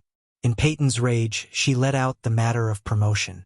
Zanali knew Peyton was working hard to get that promotion. It was the reason she took the risk of starting Operation New Dawn, which was to catch Lucifer, and she did. Although Noah also deserved to be promoted, Zanali knew it wasn't fair if Peyton got passed on that promotion because of Noah. Zanali was stuck in a dilemma. One side was her best friend. On the other side, the man who stole her heart. It was impossible for her to pick either of them over another. It wasn't my fault they couldn't catch Lucifer, Let me tell you something, Zanali. Something happened. I don't know what, but something happened. You were there. Did you remember anything before the blackout? No, after Michael teleported, the Silent Reaper sunk into the bottom of the sea. They remembered waking up on the Alpha Guardian's warship. Before Peyton lost her consciousness, she could swear she felt immense pressure coming from Noah. Plus, she saw something change in Noah. She couldn't put her fingers in what, but something changed. She told the Alpha Guardian about this, yet she just brushed it off instead of investigating. Peyton tried to convince the Alpha Guardian to continue the search for Lucifer. However, the Alpha Guardian didn't seem like she's going to let anyone look for the Dark Lord. Why aren't we hitting the kingdoms searching for the Dark Lord? Are they waiting for him to become stronger? Peyton asked. At least they should have retrieved that evil ship from the sea to find any clues. You know they have to do a closed casket funeral for Gina. Peyton couldn't finish off her sentence. She blamed herself for Gina's death. If it wasn't for Peyton to pluck her out of the trainees to put up with the Silvermoon girls, she wouldn't have ended up in the Dark Lord's ship. Because of her, Gina was murdered by Lucifer brutally, yet the Alpha Guardian refused to continue the search for Lucifer. It's like the Alpha Guardian want to nurture Noah more than catching Lucifer, who murdered one of our own. Are you questioning the Alpha Guardian, Peyton? Peyton walked towards the window. For a few moments, she just stared at the pond outside in silence. I don't know, Zanali's heart skipped a beat. In all those years she knew Peyton, she had never seen her question the decision made by the Alpha Guardian. Peyton basically worshipped the Alpha Guardian, as she even had a picture of the Alpha Guardian in her room. What if we take some time off, Peyton? Go see the championship tournaments. It'll take your mind off from all these works. Just like Peyton. Zanali too needed a break, especially after knowing her sister might be with a killer. Since no guardians were allowed to participate in the tournament, she wasn't going to the tournament, but now it seemed like a good thing, as it might relax both of their minds. Whatever, Peyton just shrugged. She wasn't interested in tournaments like many people. If they asked her, she would let the youngsters get survival training for 3 months instead of the tournament. Besides, her mind was not in the mood for tournaments. However, she knew Zanali was right. She needed to take her mind off from the Guardian business for at least a couple of days. So that's a yes. Wonderful. I'll go take care of free things before we leave. Zanali clapped her hands together in joy. After Zanali left the room, Peyton was staring at the distant sky. She could feel her belief in the Guardian Guild had been shaken. How could they think Noah is better than me? I recruited him. Not the other way around, she talked to herself. Without even she herself knew, the fire of anger towards Noah had been lit in her heart at this exact moment. If you like this chapter, please comment, send Power Stones. If you really like this chapter and my novel, consider sending me gifts, as it would motivate me to put out more chapters. Any criticism, feel free to bash me in the comments.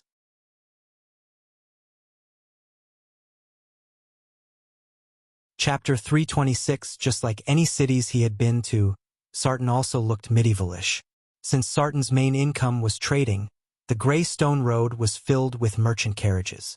Michael walked alongside the road through the crowd. The air smelled different, like a perfume mixed with the lake air. Apples only 3 gold coins. We have the freshest seafood, just caught. Royal Times, who killed Minister Bagru. An investigative piece inside. Ships to Royal Land can be hired here. We have nice discounts. From either side of the road, vendors called out for people. Several street urchins were standing up on a stack of crates and waving the Royal Times newspaper at the crowd. Michael came in front of a seafood stall where he saw blue-color lobsters, tiny crabs, and fishes laid on baskets. They all looked fresh, even smelled good. Excuse, the vendor who was sprinkling water onto the fishes greeted Michael with a wide grin. Can you tell me where Mary's flower shop is? The vendor's smile dimmed out, realizing Michael was not here to buy. The vendor was disappointed, yet he didn't dare to show his disappointment through any words. Although Michael was wearing normal clothes, the vendor could tell he was a cultivator. Over the years, he had seen people getting killed by the cultivators for simple reasons. Therefore, when Michael asked for direction, he just gave it to him. Go straight and take a left. Thank you, Michael nodded with a smile before leaving. Among all the stalls, he picked up the seafood vendor subconsciously. When he was traveling with Gaia, she always dragged him to the stalls that sell food or anything related to food. Took him a few seconds to realize why he chose the seafood stall. Remembering the times he had to drag her away from the food stalls by force, he smiled. He walked in the direction the vendor showed him. The air started to smell different. He could taste the sweetness in the air. The smell of roses was overwhelming. The moment he turned left towards a small alley, he located Mary's flowers. He didn't even need to read the name board.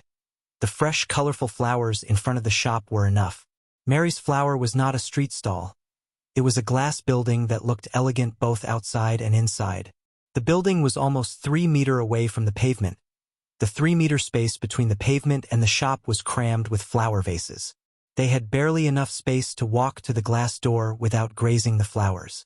In addition to the flowers from the earth such as blood-red roses, pink lotuses, blue dahlias as well as golden orchids, there were several flowers that solely belonged to this world. For instance, one of the vases had dark gray 3-petal flowers. His mind was not, however, in the mood to enjoy their beauty. He wanted to know who put the contract on his head so he could put an end to this threat. Welcome to Mary's Flower, young lord. The door opened with a ding sound as Michael was welcomed by a young girl in her early teens. She was neither too tall nor too short. With perfect petite structure, she put her brown hair into a bun. A blue lily was sticking out of her bun. Send him in. As Michael was walking towards the counter, a voice sounded out of nowhere. This way, young lord. The girl's smile disappeared from her face. She now looked rather stoic. She left the counter. Michael followed her to one of the glass racks filled with rose bouquets. Sliding the glass door, the girl pulled the bouquet in the center. Crack. Just a few seconds after the girl pulled the bouquet, he heard a cracking sound. Then, the glass rack before him moved slightly towards the right, leaving just enough space for one to fit in. Through the space, Michael was able to see a table and a chair in the chandelier light. Lord, information is waiting for you inside. The girl gestured at Michael to step forward. Without wasting a time, Michael entered the room behind the glass rack through the space. Crack. He heard another cracking sound as the secret door made of glass racks slowly closed behind. Michael took each step forward with caution. Lord Ghost, a figure greeted them sitting behind the mahogany table. Silver, shoulder-length hair hung over a full, charming face. Hollow brown eyes set concealed within their sockets. Watched Michael from top to bottom with a hint of surprise, probably due to Michael's normal attire. The glimmering, smooth, shiny skin perfectly complemented his almost perfect jaw structure. Michael couldn't help staring at the man's pointy ears. An elf? This was the first time Michael had seen an elf in real life. The elf looked exactly as the movies portrayed them except for the sweet scent they radiated. There was something wonderful about him. Perhaps it was his friendly demeanor or perhaps the beautiful smile on the elf's face. Nonetheless, Michael didn't feel any vibe of hostility from Lord Information obviously. Just like Michael, the elf didn't want the others to know his real name. Hence he called himself Lord Information. Take a seat. Lord Information lifted his arm slightly towards the chair as Michael seated himself. The elf's gesture was neither too polite nor too rude. The elf was writing something on a parchment. You sent this. Michael placed the piece of paper the boy gave him on the table. Words are mine. Lord Information leaned back on his chair, finally closing the parchment he was writing on.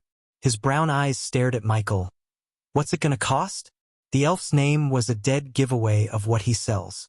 Knowledge was wealth, and the elf was dealing in information. So he knew the information he wanted wouldn't be free. Lord Ghost, you probably know the business I'm in. It's safe to say nothing happens in this continent without me knowing. A piece of information that seems irrelevant to someone might be relevant to another one. With the right circumstance, one will pay anything for the information I provide. He emphasized the word anything. What he said was true though. Nothing was more valuable to him than his own life.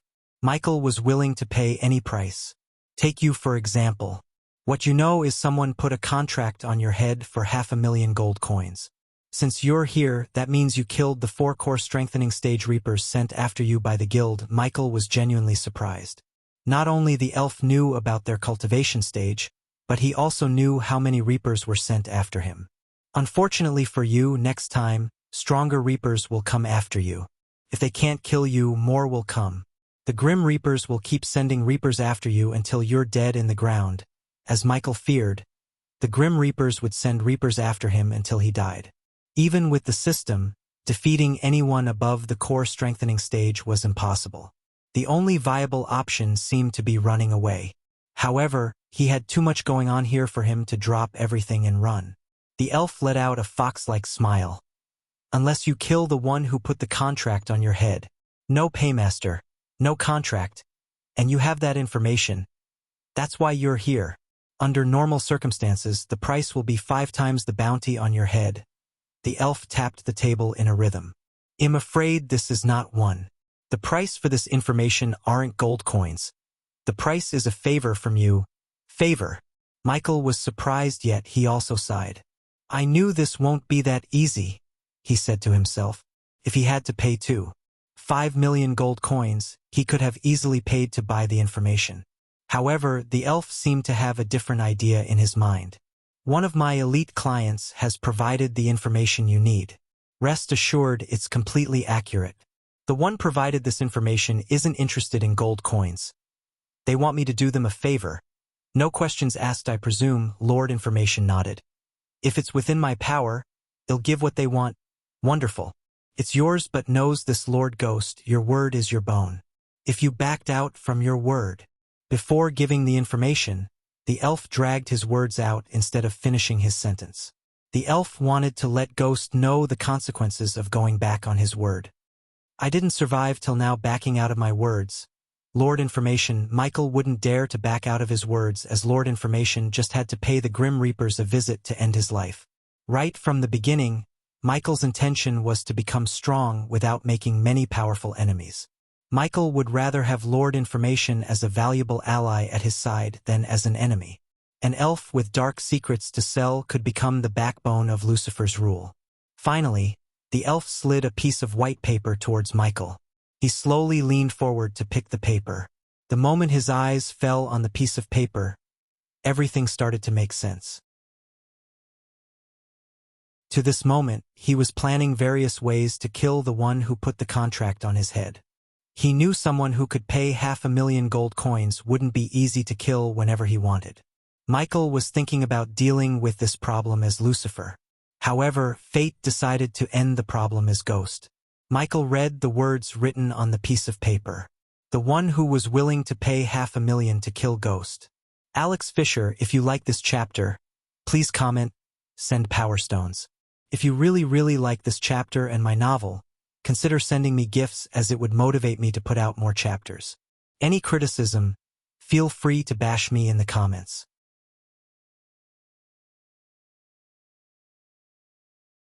Chapter 327. The light had long gone, but there was no mistaking where they were. Through the moonless night came the rhythmic pounding of the waves. As always, the salty air moved gently over their skin, wrapping them around as the warmest of soft towels. The sailing ship was fashioned from ancient oak, with masts that stood as tall. Instead of its once green foliage, it was adorned by sails of white to dove gray. To see the rich timbers, strong browns close to black, brought a sense of peace inside, perhaps akin to that given by a meadow. Yet for the next few hours, the fragrance would not be of wildflowers but of the open sea, ever-changing, ever-constant, ever in motion beneath the clouds who sail above. On the edge of the ship, Michael was enjoying the view with Cindy by his side. Since he heard fishing calms one's mind and soul, he bought fishing rods from Sarton after leaving Mary's Flowers. Oh, come on, brother Ghost. When will you catch something? Cindy rested her head under Michael's arm. She tried to use his shoulder as a pillow, but she was too short. Michael held the fishing rod in one hand while wrapping his other arm around Cindy, so she wouldn't fall down. His shirt was enough for Cindy to cover herself to keep warm. Patience, Cindy. Many good things will come in your life if you know how to be patient. You don't know how to fish, do you? Nope, Cindy giggled. Michael had been waiting to catch a fish for hours. Catching a fish wasn't his goal. If it was, he could simply brew a bait that would attract fishes for miles. His goal was to calm his mind and soul. Recent events had shaken his calm mind, especially Gaia leaving him. There was an eerie feeling deep down in his heart like she was in some kind of danger. His mind was telling him to let her do this alone while his heart was telling him to help her. He always went with his mind instead of his heart. "Hey, you two," Olivia's voice sounded from behind. She bent her waist, leaning on the edge beside Cindy. "So Cindy, your brother managed to catch something?" "Patience, sister Olivia. Many good things will come in your life if you know how to be patient," Condi said with a serious voice. For a second, Olivia was stunned. "Look at that. Words of wisdom from a little lady." Olivia ruffled Cindy's head before giving a loving kiss to her on the cheek. "Whoa!" Suddenly Michael felt his bait being bitten by something. "You caught it, brother caught a fish. Yay!" Michael had to tighten his grip around Cindy to keep her from falling down in excitement. "Hold her, Olivia." Michael let Olivia hold Cindy for a while as he started to slowly reel the fish in. "I wonder what kind of fish it'll be. Oh my god. Please be orange tuna. Just like Cindy." Olivia also started to bounce up and down, clapping her hands in excitement. "Let us go pick up a bucket." Wiggling in Olivia's arms, Cindy shouted excitedly. The scene caused many of the crew and disciples to come to watch Michael. Fortunately, it was not a big crowd as many of them went to sleep in their quarters below deck. "Who likes campfire fish, boys?" Michael stood up on the ledge. "What's going on? Why aren't you people sleeping?" Claire walked out from the below deck to see a little commotion on the upper deck. She saw Ghost was standing on the edge, eagerly reeling the fishing rod. "Why aren't you in your bed?" Claire put her hands on her waist, shouting at Michael like a mad mother. "For God's sake, you have a tournament in 13 hours. The others made way for Claire. She came frowning, but when she saw how hard Michael was trying to reel the rod, she was stunned. Of course, she knew he wasn't using any arch energy. That might be a big fish. "Let me help you." With a swift jump, she comfortably landed on the edge beside Michael. "So nice of you to join the fun, sect leader Claire." "You know what? This is nice." She joined in by holding the fishing rod with Michael. "Where's Nightmare? I haven't seen him since morning. He said he's seasick and going for a fly." "Can dragons even get seasickness?" Michael questioned. "Beats me." Michael could contact Nightmare through his earpiece, but he wanted Nightmare to have some alone time. Just like Michael, Nightmare also missed Gaia. Life was boring for him without Gaia to fight. "Let's take this bastard home." Michael had enough with the fish. After Claire nodded, they used their full strength to pull the fishing rod up against the fighting fish. The moment the fish came out of the ocean, Claire's smile faded away into oblivion. Many of the people staring at the fish also had the same shocked expressions on their faces. "It's a black tuna, a giant 3-meter tuna fish that was charcoal black, wiggling frantically at the end of the line. There wasn't a single inch on its body that wasn't black." For Michael, he had no idea what made Claire so startled. She wasn't even blinking anymore. "This is bad luck." The moment these words escaped Claire's mouth, Olivia's scream reverberated the ship. The arch energy rushed into his veins as he pulled off the fish with one single lift. Since the shipbuilder decided it's a good idea to build the captain's cabin on the center of the upper deck, Claire couldn't see what's happening on the other end of the cabin. "Teacher!" Lightning dash bolts of golden lightning covered him before he disappeared, leaving a trail of golden light. Everyone ran in the direction of Olivia's scream. "Brrr!" Brother Michael's steps came to a halt as he saw a dark hooded figure holding a silver dagger against Cindy's throat. The figure and Cindy were standing on the edge of the ship while Olivia was lying on the ground with blood trickling down from her mouth corner. Cindy was shivering in fear, yet there wasn't a single tear that came out of her eyes. The little girl promised Gaia that she won't cry anymore. She was holding that promise despite the cold dagger on her throat. "Reaper!" Michael clenched his fist. The Reaper in front of him was 1 level stronger than the 4 Reapers he killed a few days ago, core strengthening stage level 3. The Reaper was ruthless enough to use a little girl to finish his assassination. The figure was even wearing robes that resembled a Reaper. If the figure only had a scythe, he would look exactly the same as a Reaper. Teacher, teacher.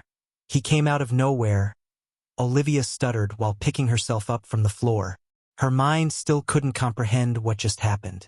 One moment she was carrying Siondu to pick up a bucket for Michael's fish. Then she felt a sharp pain in the back of her head. The next moment, she was lying on the ground and the stranger was holding a dagger against Cindy's throat. Don't, Michael said as the Reaper moved his other arm to his back to retrieve another silver dagger. The Reaper threw the dagger at Michael that landed a couple of inches in front of Michael's feet. If you don't want me to paint the floor with this piglet's blood, pick that up. Cindy! Claire came running to the scene to see the Reaper standing behind Cindy with a dagger on her throat. Her mind went blank in overwhelming fury. Stand down, Claire. Michael raised his hand.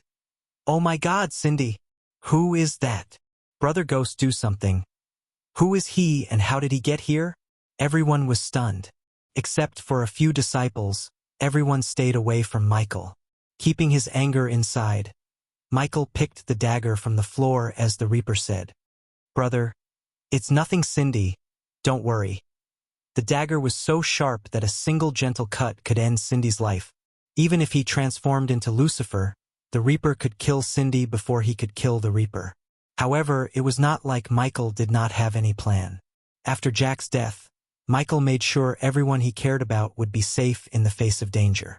Cindy suddenly felt something crawling on her chest. She tried not to wiggle as something slowly crawled up towards her neck. She stared straight into Michael's eyes.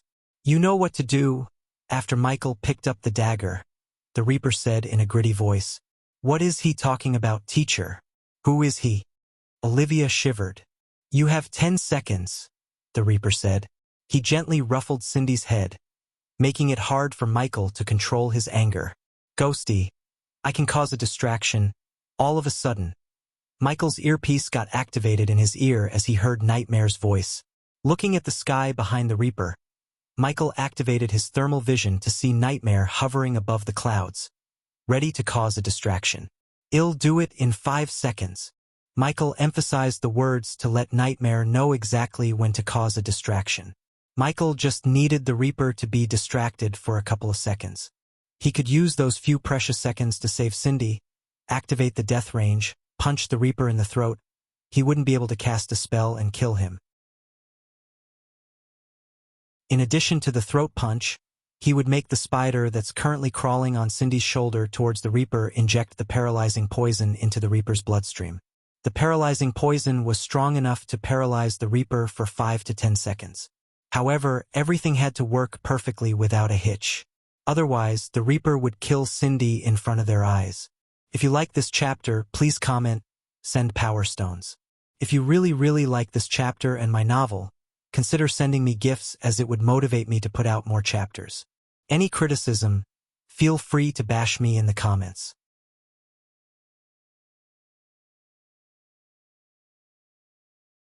Chapter 328. No one has ever suffered, as you will, Michael mumbled under his breath. Although he never showed what he's feeling inside on his face, he was burning with anger. Hurry up, I don't have all day, the Reaper growled. Ghost, the word barely escaped through the gritted teeth of Claire. Anger turned her rosy skin into somewhat red.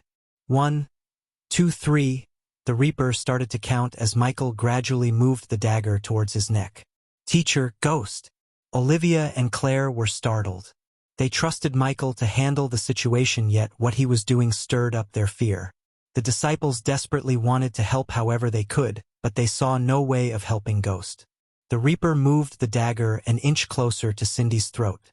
Cindy's legs turned to jelly, feeling the cold dagger against her throat. Every second Cindy spent fearing for her life made Michael want to torture the Reaper more. For 5 inch now. The moment Michael shouted, a stream of fire out of nowhere hit the deck beside the Reaper. The fire momentarily distracted him. Lightning Dash Michael immediately cast the spell to save Cindy.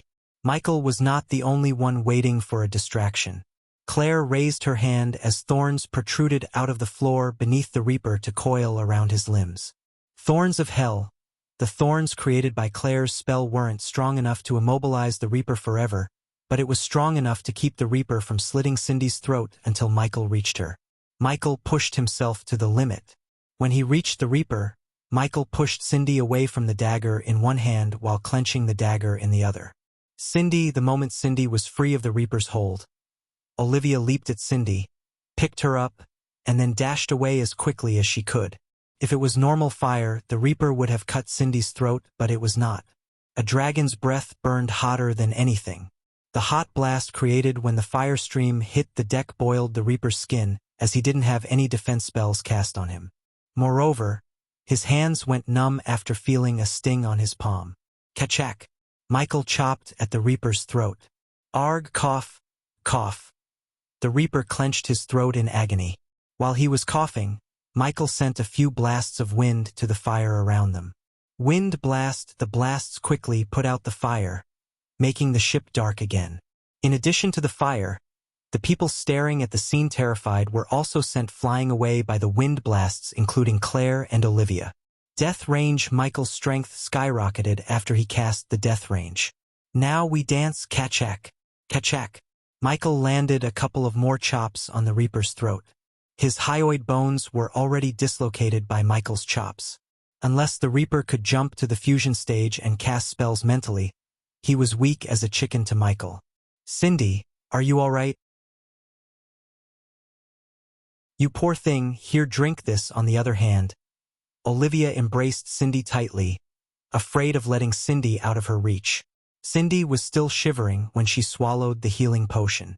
Teacher Olivia looked up to see Michael lifting the intruder by his neck. Due to the darkness, she couldn't see his face. However, she could feel the cold killing intent radiating from Ghost. Everybody back off. Seeing the disciples who were sleeping in the below decks running to the scene, Claire shouted at them. She did not want the disciples to be caught in the crosshairs. Brother Cindy reached out her hands to Michael. No, sweetheart. Let's get away from them. Olivia rushed away to safety carrying Cindy in her arms. Boom! While she was running away, she felt a blast of force hitting her from behind. The force almost knocked her down. Regaining her balance, she looked over her shoulder to see Michael slamming the intruder onto the mainsail pole. We need to hand him over to the Guardians. Claire rushed over to Michael before the situation escalated further. He dies. The disciples felt a chill hearing Michael's cold words. When Claire got closer, she could smell the blood and booze from the intruder. The booze smell was so overwhelming that it made her twitch her nose. Michael couldn't care less about the Reaper's drunk status. It was obvious the Reaper made a stupid move to come here without an actual plan because he was drunk. The booze slowed down the Reaper's reflexes and dimmed out his ability to fight back. Boom! The entire ship shook when Michael slammed the Reaper against the main pole. Son of a b-dash! Michael ripped off the Reaper's plain wooden mask of his face.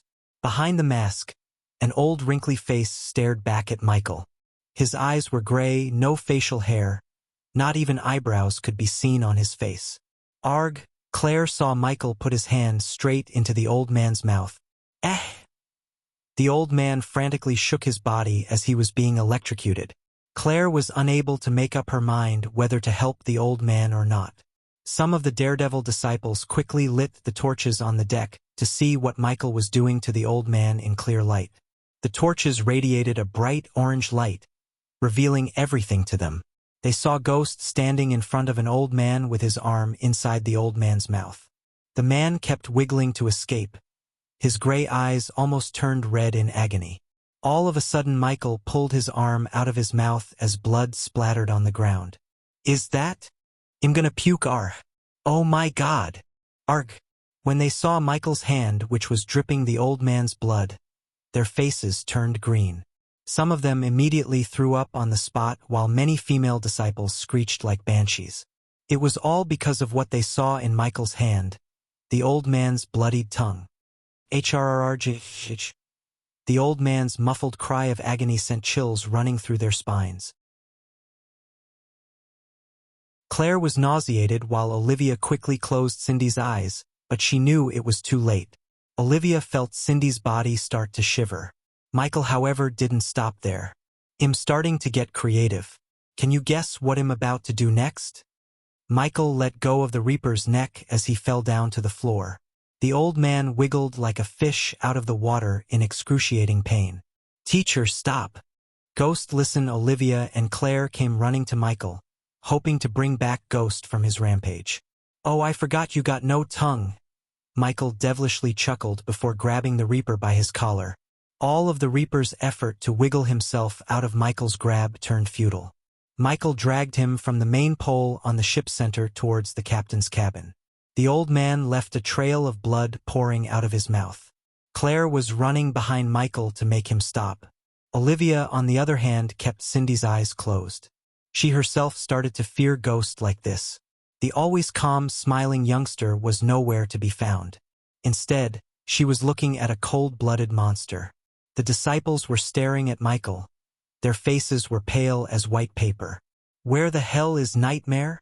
Claire looked up the sky searching for Nightmare, but he was nowhere to be found. HRGHHH. When they reached the captain's cabin, Michael slammed the Reaper against the wooden wall.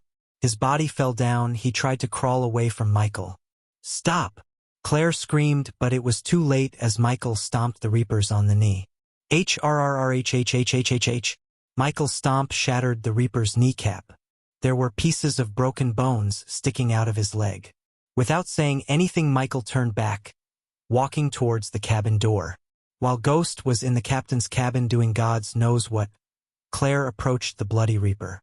She squatted beside him before taking a healing potion out of her space ring. Unlike Michael, Claire wanted the intruder to be handed over to the Guardians so they could find out why he was on their ship in the first place. If Ghost killed him, there was no way of finding out the answer. As a sect leader, she wanted to know whether he was targeting only Ghost or plotting to harm the entire sect. "Who is he, Claire?" Olivia came running. She asked Claire in a husky voice. "I don't know. Where is Cindy?" Safe with the disciples, Olivia's eyes were fixed at the cabin's door. "What's he gonna do?" "Torture." Olivia heard Michael's voice. The door to the cabin opened once again to reveal Michael. He walked out of the room carrying a roll of rope. HRRGGHHHHH. The Reaper's eyes opened so wide as it looked like they were about to pop out of the sockets. "Ghost, stop!" "Teacher." The two ladies tried to stop him, but at the same time, their feet walked backward in subconscious fear. "Look at you, completely healed up." Michael grinned. Not the kind one or his usual one. It was radiating murderous intent. "Let's fix that up." Michael lifted the Reaper by his neck once again to beat the crap out of him. While holding the Reaper in the air in one hand, Michael started to punch repeatedly in the chest region, breaking his ribs one by one. "Teacher, stop!" She grabbed Michael's hand. Olivia couldn't keep watching Michael torture the old man. If he had killed the old man, Olivia would have understood, but torturing him like this seemed wrong to her. "Wind blast." Michael blasted away Olivia when she tried to stop him with a blast of wind. No one can lessen the pain I'm about to inflict on you. If you like this chapter, please comment, send power stones. If you really like this chapter and my novel, consider sending me gifts, as it would motivate me to put out more chapters. Any criticism, feel free to bash me in the comments.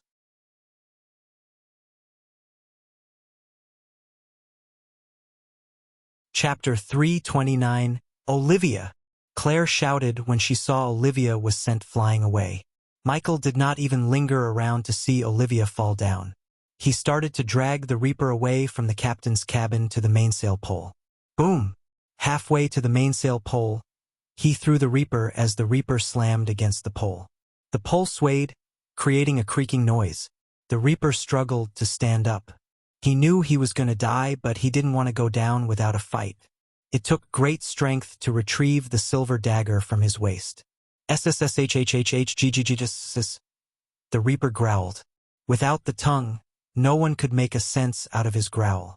As he walked towards the Reaper, Michael's sword materialized in his hand from the system storage. He only took out one sword because one was more than enough for what's on his mind. The Reaper barely stood straight, holding the dagger at Michael. "Stand down, idiot. He's dead." "What's his cultivation level?" "Definitely not higher than Brother Ghost." The onlookers began to murmur among themselves. For some, it was quite entertaining, and for some, The old man is getting what he deserves for trying to harm Cindy. Michael did not focus on anything except hurting the Reaper in front of him. When he was just a meter away from the old man, the old Reaper slashed the dagger. Ting!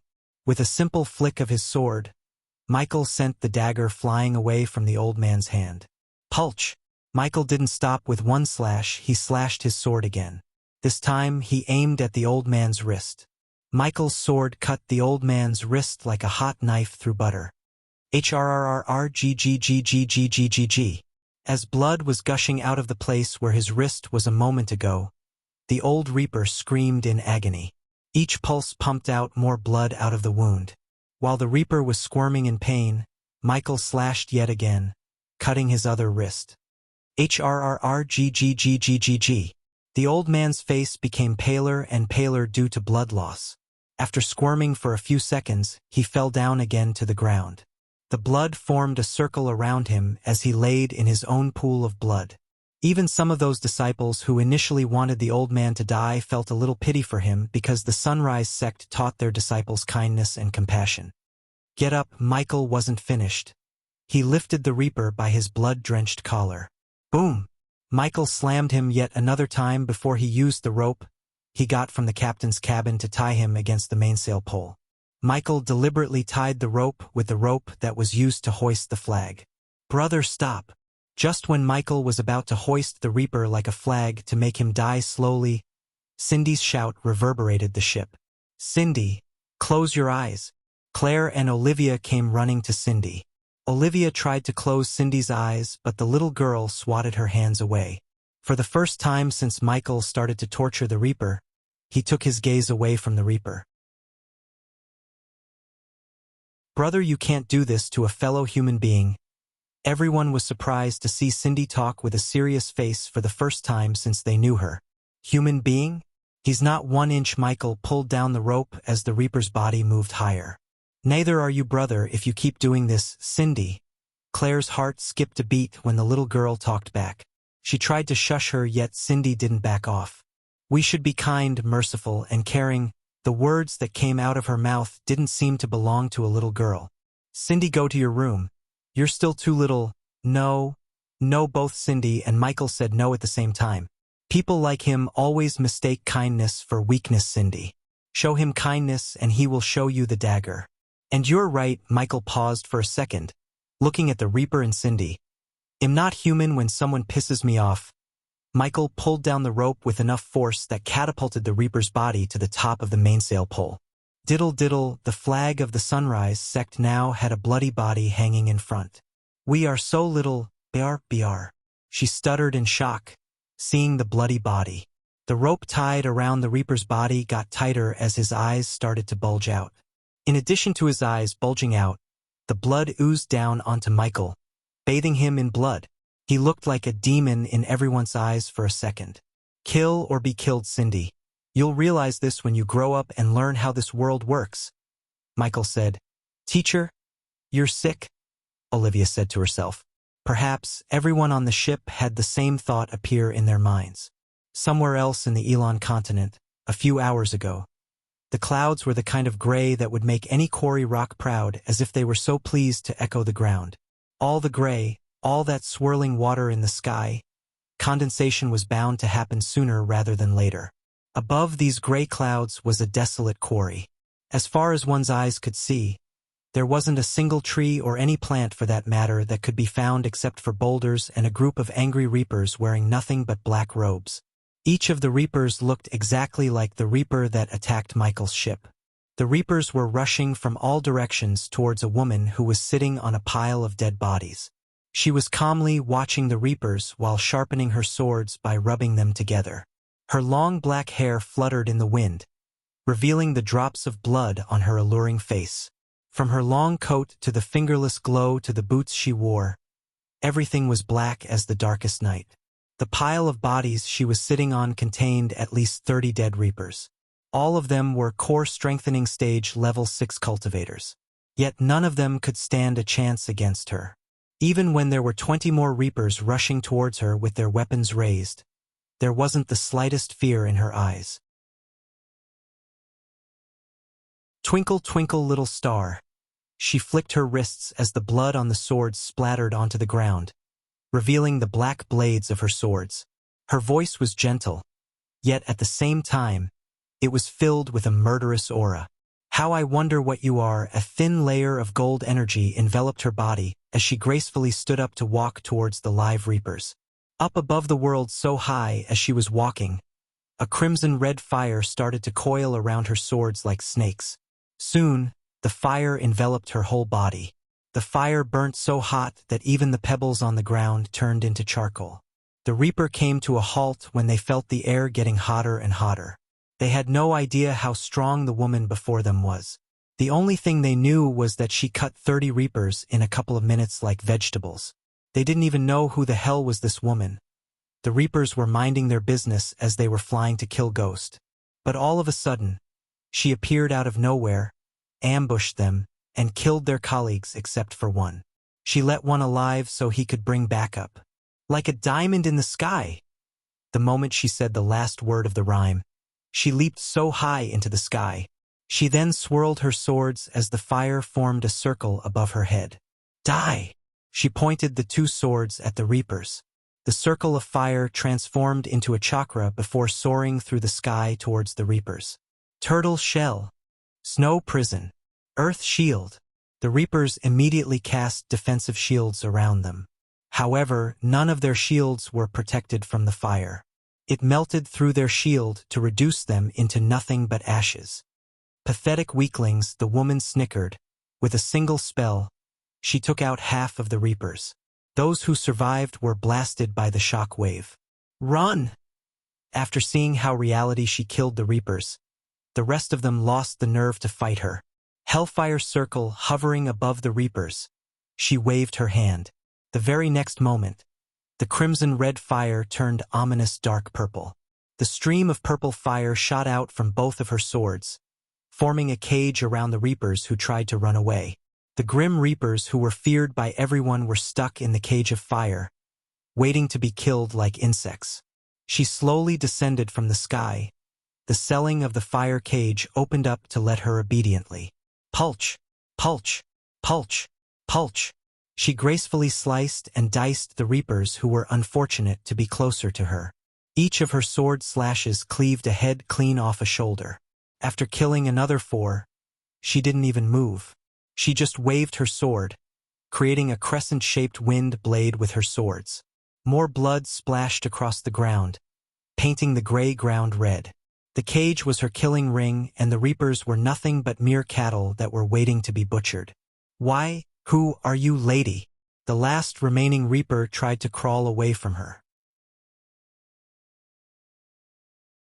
His half of the body was burnt by the purple flame. Before he died, he wanted to know who killed him and why. She kicked him in the gut before squatting down beside him. "Tell your friends you guys picked up a wrong contract." The woman ran her sword through the reaper's neck. The reaper slightly sighed inside, thinking that she might let him live. "Don't bother. I'll tell them myself." The reaper's heart skipped a beat, but soon, his heart was penetrated by her sword, ending his life instantly. She looked around the dead reapers for a few seconds. "I need to find the one who put the contract on my son and end this." She tossed the swords into the air before turning back to leave. As she was walking away, the swords fell straight into her sheath on her back. Snap! While walking away, she snapped her fingers as the purple flame cage exploded, creating a small mushroom cloud. She walked away from the explosion like in the movies. The reapers never thought they would be massacred by a woman. They had no idea that it was Harriet Hunt who hunted them down. If you like this chapter, please comment, send Power Stones. If you really like this chapter and my novel, consider sending me gifts, as it would motivate me to put out more chapters. Any criticism, feel free to bash me in the comments.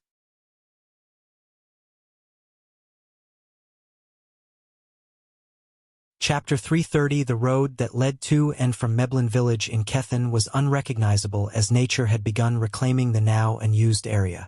Gardens once looked after and trimmed to perfection were now rough and overgrown, returning back to their chaotic natural state. Most doors were either completely gone or mere remnants of rotten wood and rusty metal. The open doorways looked eerie as only darkness showed within. Paint crumbled off of the walls and was slowly replaced by vines that crawled their way towards the rooftops. Meblin, once nothing more than a simple, quiet town, was now a ghost town in the truest sense. The air, which was once filled with the many sounds of a growing community, had grown eerily quiet. The silence was only broken up by the occasional animal sound and gust of wind. The once tranquil peace of mind people found in the park was now found by wild animals enjoying the sunshine and tall grasses. With nothing and nobody to bother them, they had grown into a huge community of their own. One could go anywhere in town they wanted, walk into any home, and visit any previously private part of town, assuming it hadn't been destroyed by nature already. But not all was lost. In a way, the legacy of this town lived on through the animals that lived here now. The spirit was still alive, albeit in a different manner. Strolling through this ghost town, Gaia entered a longhouse. The house was dark, but the orb of light hovering in her hand helped her navigate through the corridor, which she could clearly feel was leading downwards. The corridor was pretty dark, and after having walked for 15 minutes in silence, a steel door appeared in front of them. "What is this place?" Standing on Gaia's shoulder, Iag asked. Vidora felt surprised. They never expected a hidden place like this within a ruined house in a ghost town. "There's a portal behind this steel room." Gaia placed her hand on the dust-covered steel door. "Portal to the fire realm?" Iag asked. After leaving the dark forest, Gaia only told them that she's going to a realm called the Fire Realm, except she didn't tell them how or why. "That's right." She waved her hand, unleashed a beam of light onto the steel door.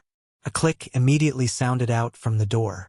It looked like it hadn't been opened for quite a long time, or perhaps it had only been opened a few times, which is why it produced such a rusty sound when opening.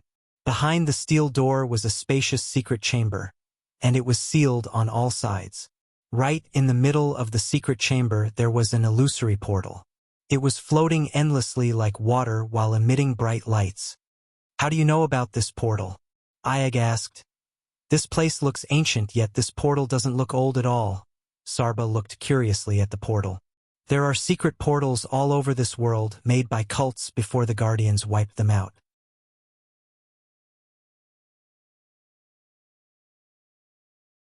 Both loved thrilling adventures. They liked the feeling of excitement. "Let's go." Gaia leaped forward, disappearing into the tunnel. Click! Right as Gaia disappeared, the tunnel instantly closed. The portal had also stopped functioning. The golden token popped out from the slot before turning into nothing but ashes. Swoosh, swoosh. The freezing wild wind never seemed to stop. "Hoo-hoo!"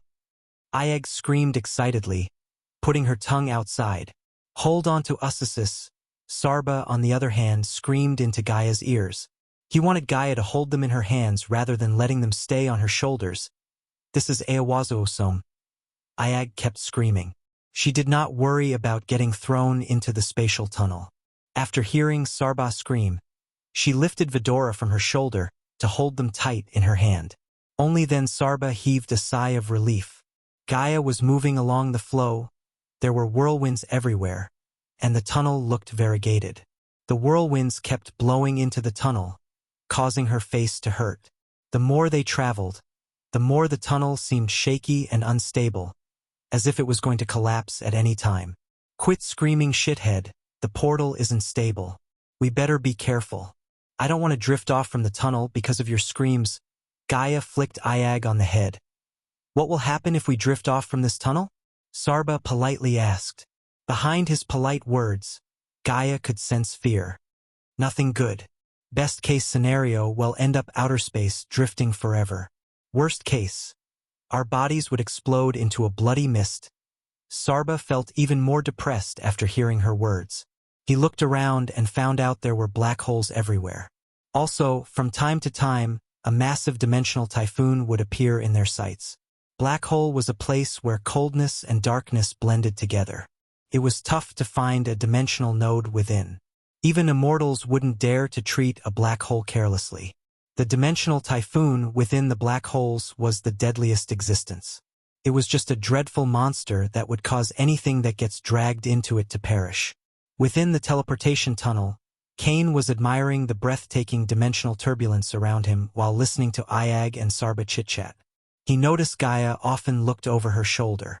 He could tell she was looking for Ghost. Although she didn't talk about how she's feeling, her eyes betrayed her, revealing the sorrow within her heart to the outside. After staying for a full day in the tunnel for an entire day, the duo finally saw a light at the end of the tunnel. "We're almost there."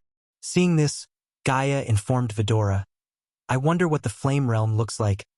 Ayag was so excited that she jumped up from Gaia's hand. The light at the end of the tunnel became brighter, and soon after, Gaia arrived at the end of the tunnel. Everyone held their breath as they were getting ready to enter the fire realm. Right now, within the fire realm, someplace within an abyss. It was a foggy place, and everything here looked gray. The abyss was a completely desolated area, and rocks were everywhere. A monster with a body fully covered with purplish scales was roaming around in this area. This monster was over 5 meters tall.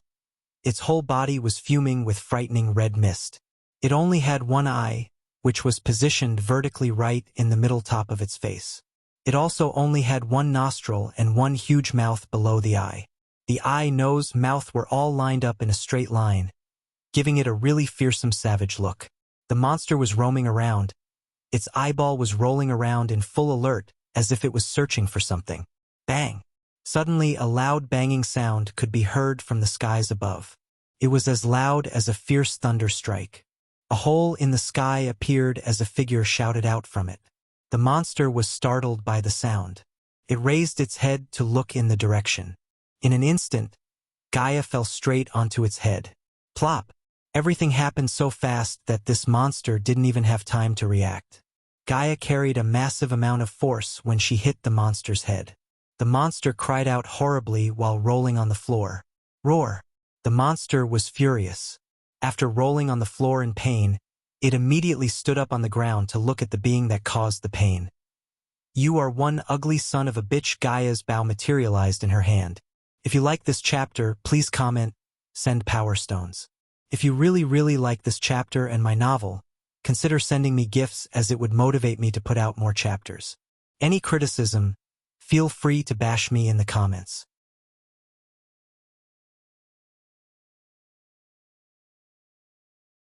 Chapter 331. What is that thing? Vidora stared at the beast from top to bottom in wonder. They searched through the knowledge they inherited from Gaia and Michael to find something or anything about the beast. Bang! While they were focusing on finding about the beast, Gaia released a golden arrow aiming at the beast's head. The moment the arrow met the beast's head, blood splashed everywhere. The monster's head exploded into a mess. Gaia felt a bit of pity for the monster. A moment ago, it was minding its own business. Fate played a game in the monster's life by opening the portal right above its head. Otherwise, she wouldn't have landed on the beast. Making it mad, do you think it's edible? What is wrong with you? Gaia felt a sudden feeling of nausea hit her core when Ayag asked. She flicked Ayag on the head couple of times. Ouch, bitch, that hurts. Aya cursed Gaia while trying to bite her finger. Cain ignored their bickering. A body refining stage beast. I can sense its cultivation stage, so that means the Hydra's scream didn't affect this realm. Are we in a different world? Sarba asked. Finally, Gaia stopped fighting with Ayag to answer Sarba. No, this is one of the many realms between our world and the space outside. Some realms are above the world while some realms are inside our world. After explaining, she started to walk away from the dead bodies as it might attract various other beasts to their location. Why does this damn abyss feel so ghastly? Gray fog everywhere. I hope this fog can't hurt us. Gaia's expression became serious. She looked around as well. Did you come here before? Sarba asked. No, but I learned what's little out there about this place. Humph. Never pegged you for a learning type. Ayag snickered. The other two heads expected a snarky comeback from Gaia, yet she kept walking without uttering a word. All right, this place looks boring as it is, and now you decided to go into silence mode. Ayag moved her head towards Gaia's thumb to chew it. She wanted to bring Gaia back from her deep train of thoughts. Gaia suddenly felt a sharp pain in her thumb. She looked down to see Ayag chewing her thumb viciously. What's on your mind? Sarba asked before gently knocking away Ayag from Gaia's thumb. Isn't it obvious? She's thinking about Ghost, Ayag said. You should have brought him with us. No, Kane, he has enough problems as it is. I want to do this alone. If he was with me, he'd be worrying about my safety more than getting what I need here. I need to prove it to myself that I'm worthy of him. Vidora understood Gaia's feeling. They unanimously decided not to ponder into her feelings too much. If she was focusing on her feelings, her fighting intent would be lessened. They didn't want that to happen. Gaia learned about this place, yet she did not expect it to be such a nefarious environment.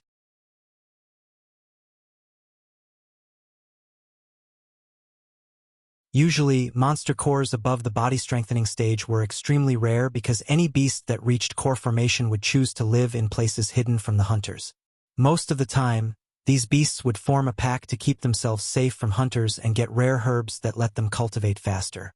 After putting the monster core in her space ring, she shot out a ball of flames and burned the body to ashes. Roar! Right at this moment, a loud roar sounded out from somewhere not far away from where they stood. It sounded deep and a little hoarse, which made it extremely terrifying. They immediately turned around to look in the direction. In an instant, they saw a monster which was glowing brightly appearing not far away from them. It was slowly walking towards them. Although she burned the body, it was too late as the monster was attracted by the smell of blood long before she burned the body. What kind of monster is this? Vidora was startled. The monster wasn't tall, it was just a little bit taller than an average human. The body didn't look very muscular either, but it gave them an overbearing impression. This monster had a transparent body that looked like a crystal. Also, it didn't have any facial figures. No nose, no ears, and no mouth. Right in the middle of its face, there was a crystal eye, which kept staring at Gaia. Grrrr! The monster roared out once again. It didn't have a mouth, but it could still roar loudly. The roar sounded like it came from its body. It was enough to send shivers down most people's spines. If any ordinary girl saw this strange monster, she would definitely be scared to the point she screamed as loud as she could. But Gaia didn't move at all. Since the Hydra's scream didn't affect this realm, she could easily find out the cultivation level of this monster. It was only a core formation level 1. Although it was considered pretty strong, it couldn't pose any threat to her. Unlike the two beasts she killed before, the beast approaching her looked nothing like the two beasts. This beast was transparent like a crystal and had only one eye, no other facial features. Lucky us. Another ugly thing came to greet us. Ayag rolled her eyes. I once read a book called Ancient Beings. It recorded all sorts of monsters and beings. By the look of this beast, it must be Glass Wraith. You seem to have read an awful lot of books for an orphan. Ayag frowned. Not only Ayag but also Sarba and Kane felt surprised by her knowledge about this world. They even saw Ghost ask her for information, and he was a freak of nature who could do anything in their minds. In the short amount of time they followed Gaia, it felt like there was nothing that she didn't know. If I told you I am a princess, would you believe me? Gaia looked at Vidora with a small smile on her face.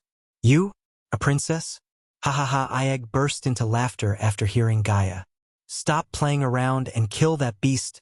Roar! The Glass Wraith roared out once again.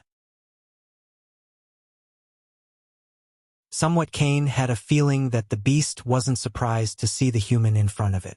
To Kane, it seemed like Gaia didn't tell them the whole story about this place. The Glass Wraith carried an extreme killing intention as it quickly sprinted towards her. Since this ugly fucker is tired of living, we should send him to hell. Ayag was laughing out loudly in excitement as Gaia knocked a fire arrow on her bowstring, preparing to shoot the moment the beast come into her target area. One more chapter about Gaia's adventure and we can finally start the tournament. If you like this chapter, please comment, send power stones. If you really like this chapter and my novel, consider sending me gifts as it would motivate me to put out more chapters. Any criticism, feel free to bash me in the comments.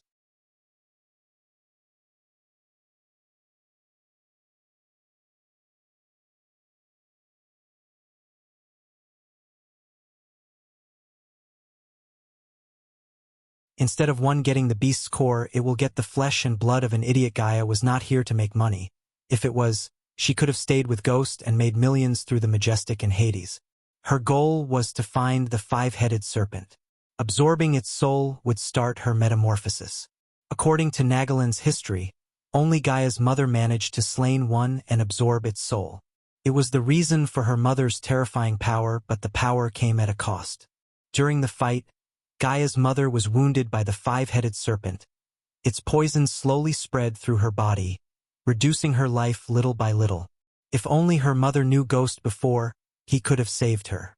Look at the bright side. We are not idiots who are looking to make money, but since we are here, it doesn't hurt to make a fortune, Ayag said with a grin on her face. All right, let's resume our journey. I suppose this place is only the outer perimeter, so let's move out from this abyss and start going towards the depths of the realm.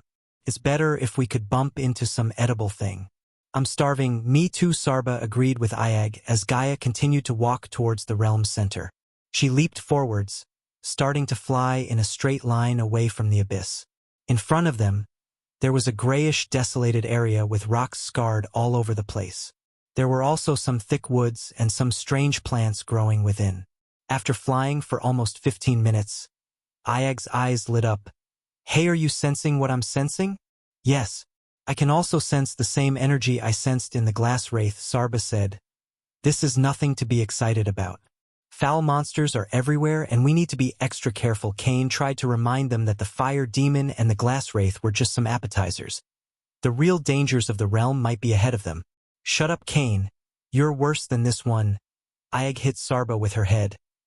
No matter what kind of beasts come, they will flee getting their asses kicked. Hey Gaia. Just be ready with your bow. Ayag became narcissistic again. Just as Ayag finished showing her narcissistic grin, a huge object suddenly got in their way. It was a monstrous three-headed raven. The raven was almost 5 meters tall while fully covered with black feathers. Coupled with its 3 heads and humongous size, it could easily scare someone with its looks alone. You just had to open your mouth, Kane sighed. Swoosh! Gaia saw a black fog kept rising from the black raven's body. It was neither dark nor ominous as the smoke that would envelop Ghost when he's in his full Dark Lord persona.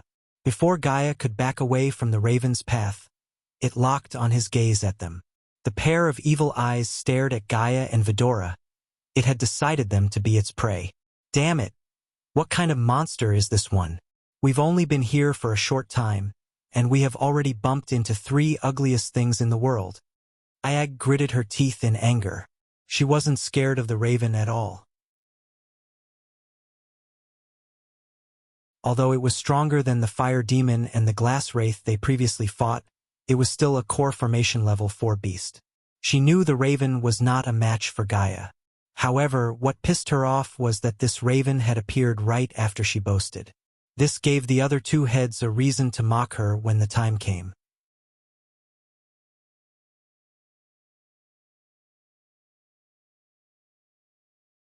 Chapter 333. The royal land had never been busier than today.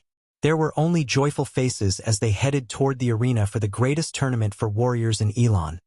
Music filled the air as the people felt chock full of adrenaline-pumping happiness. The vibrancy of the event, the energy of the dancing dragons, the fireworks that made an artistic canvas of the early morning sky, was looked forward to by all. The people flowed like rivers, never stopping for obstacles but swirling around them. On those wide avenues of royal land with wilted trees, their leaves curled and blackened in the gentle morning heat, the buildings towered on each side. The crowd had a life of its own. Their vibrant clothes shone in the morning light and the people moved like enchanting shoals of fish. There was chatter between sellers and buyers, old friends catching up, new friends making. It's busy for sure, but the hustle and bustle brought life to the city one wouldn't want to be without. Among the crowd of people, half of them had their faces painted in various colors. They showed support for their star by this gesture. Even the little kids, comfortably sitting on their father's shoulders, had their faces painted. Life might be hard for some, but today, there wasn't a face that did not show a wide grin. Excitement, adrenaline, fans, and a perfectly manicured turf were all things that came to Ethan's mind when he entered the arena through the VIP entrance. The Ataxia was one of the most impressive arenas he has ever been to. If anyone visited this arena for the first time, they would be overwhelmed by the size and beauty of its massive structure. The majestic arena stood almost 600 feet high and could seat 130,000 roaring fans. The first thing Ethan noticed when entering the stadium was the ocean of crowd. He thought it would be more suitable to call them fans as there were so many of them, wearing the various colors of clothes, painted faces, and carrying boards that had their heartfelt message written on them. For people like Ethan, it was just a board, but for the die-hard fans, they were like bridges that connected them with their stars. They waved the boards up in the air, hoping their stars would take notice. The entire arena filled with people was so beautiful. It was like a painting painted by the happiest painter in the world. There was excitement and anticipation in the air as the thousands of fans started singing and chanting for the sex and the stars they support. The noise kept getting louder and louder as other fans arrived and joined in. There were thousands of fans, cramming their way into every available seat. The seats for anyone except VIPs were made of cold, hardwood, and painted white and yellow, the two colors that represented the royal land. Although the wooden seats were not really comfortable to sit on as they were built so close together so one had to squeeze into them, the excitement in their hearts overshadowed the discomfort felt by their bodies. The arena had loads of smells. Ethan could smell the gentle morning breeze. The aromas from different foods were so strong he could actually taste them in his mouth. There was also a smell of freshly brewed ale that had been spilled time and time again. The sunlight reflecting on the gigantic mirrors set all around the arena was blinding. It shone down on the field, the crowd, and made everything look so bright and dazzling. In addition to the mirror, there were lights set on massive metallic structures, which held them high above the arena.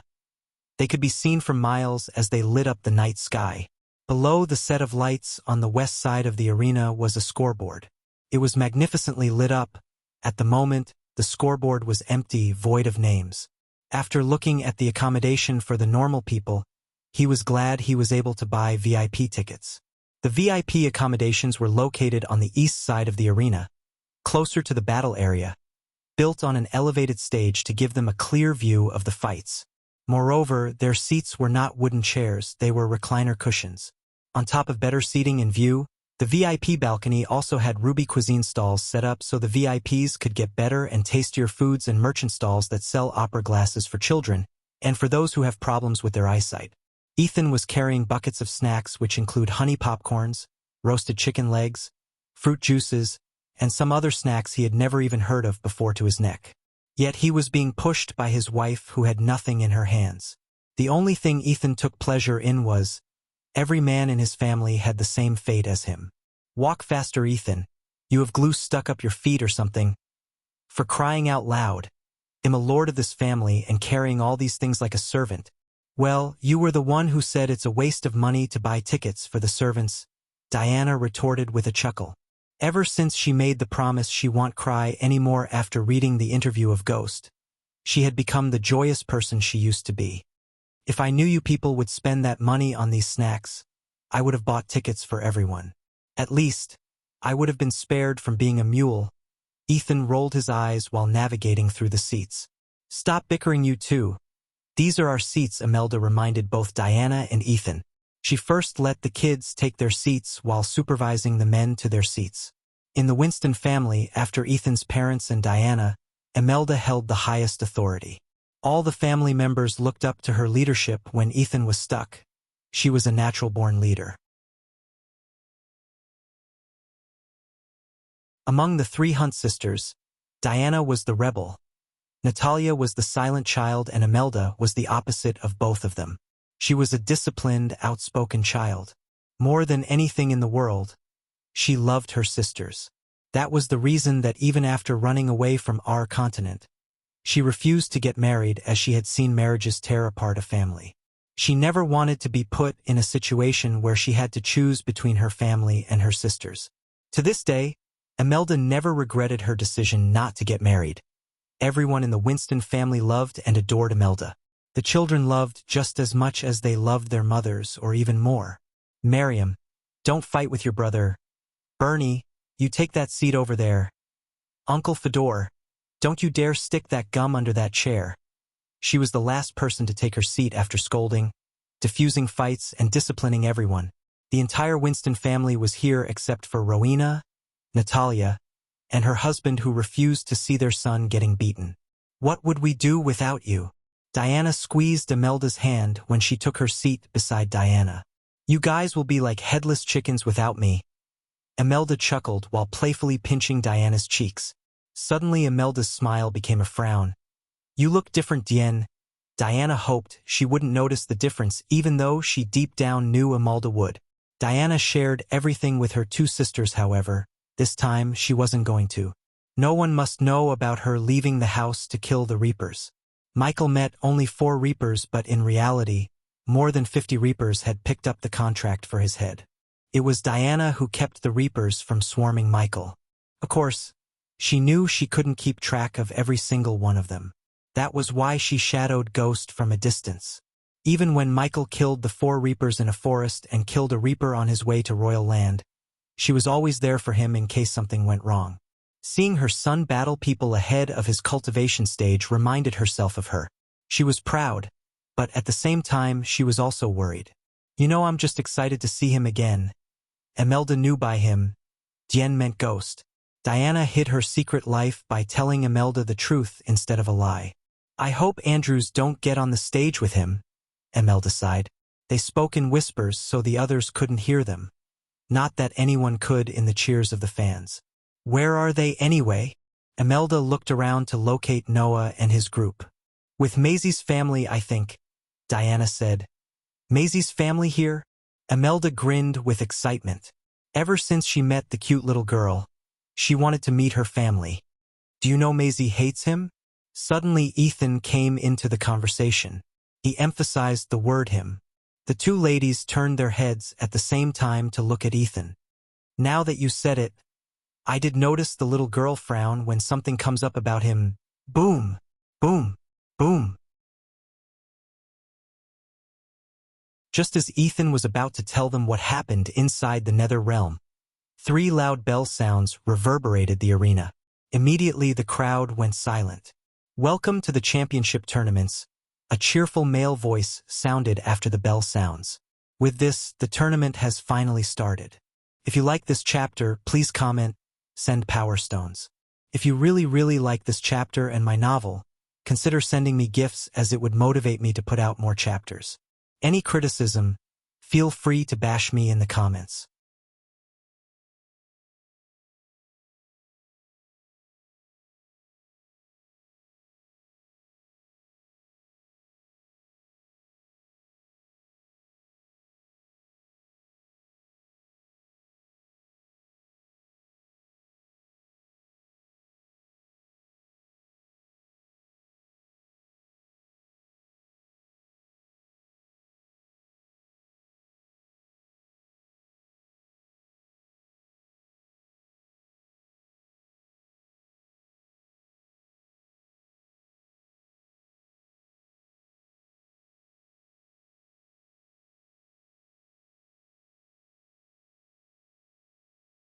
I wonder who that might be? The commentators were no different than the onlookers. They too looked at the sky with wide eyes. Under the numerous curious gazes, the blue flash broke through the skies at a ferocious speed. As the flash approached, the crowd was shocked to discover that the blue flash was actually a giant sword made purely out of arch energy. The sword flew at the speed of a jet, leaving a trail of blue light. The closer the sword got to the arena, the louder the people heard the whistling sound the sword produced. While the giant sword was slowing down, the crowd's gazes immediately fell on the figure standing atop the sword, clothed in silver armor matching his hair with his hands behind his back. His shiny silver long hair drifted in the wind. He appeared to be extremely calm and relaxed, a look that subdued many of the competitors. The set of armor he was wearing attracted the gazes like a magnet. The armor was forged using a glimmering silver metal. The smith who forged the armor used gold to adorn the borders. The shoulder plates were pointy, quite narrow, and large. They were decorated with a star-shaped, thick, metal ornament piece. The upper arms were protected by rounded, half-covering rear braces which sat loosely under the shoulder plates. The lower arms were covered by vambraces which have several masterfully crafted metal sheets, shaped like dragon scales on the outer sides. The breastplate was made from many layers of smaller metal pieces, mimicking the scales of a dragon. The armor covered him from neck to feet, protecting every inch of his body. Atop the sword, the youngster slightly tilted his head down as his calm gaze swept over the arena below. He then withdrew his gaze, because there was nothing worthy of his attention in that place. Big brother Alex Fisher has arrived.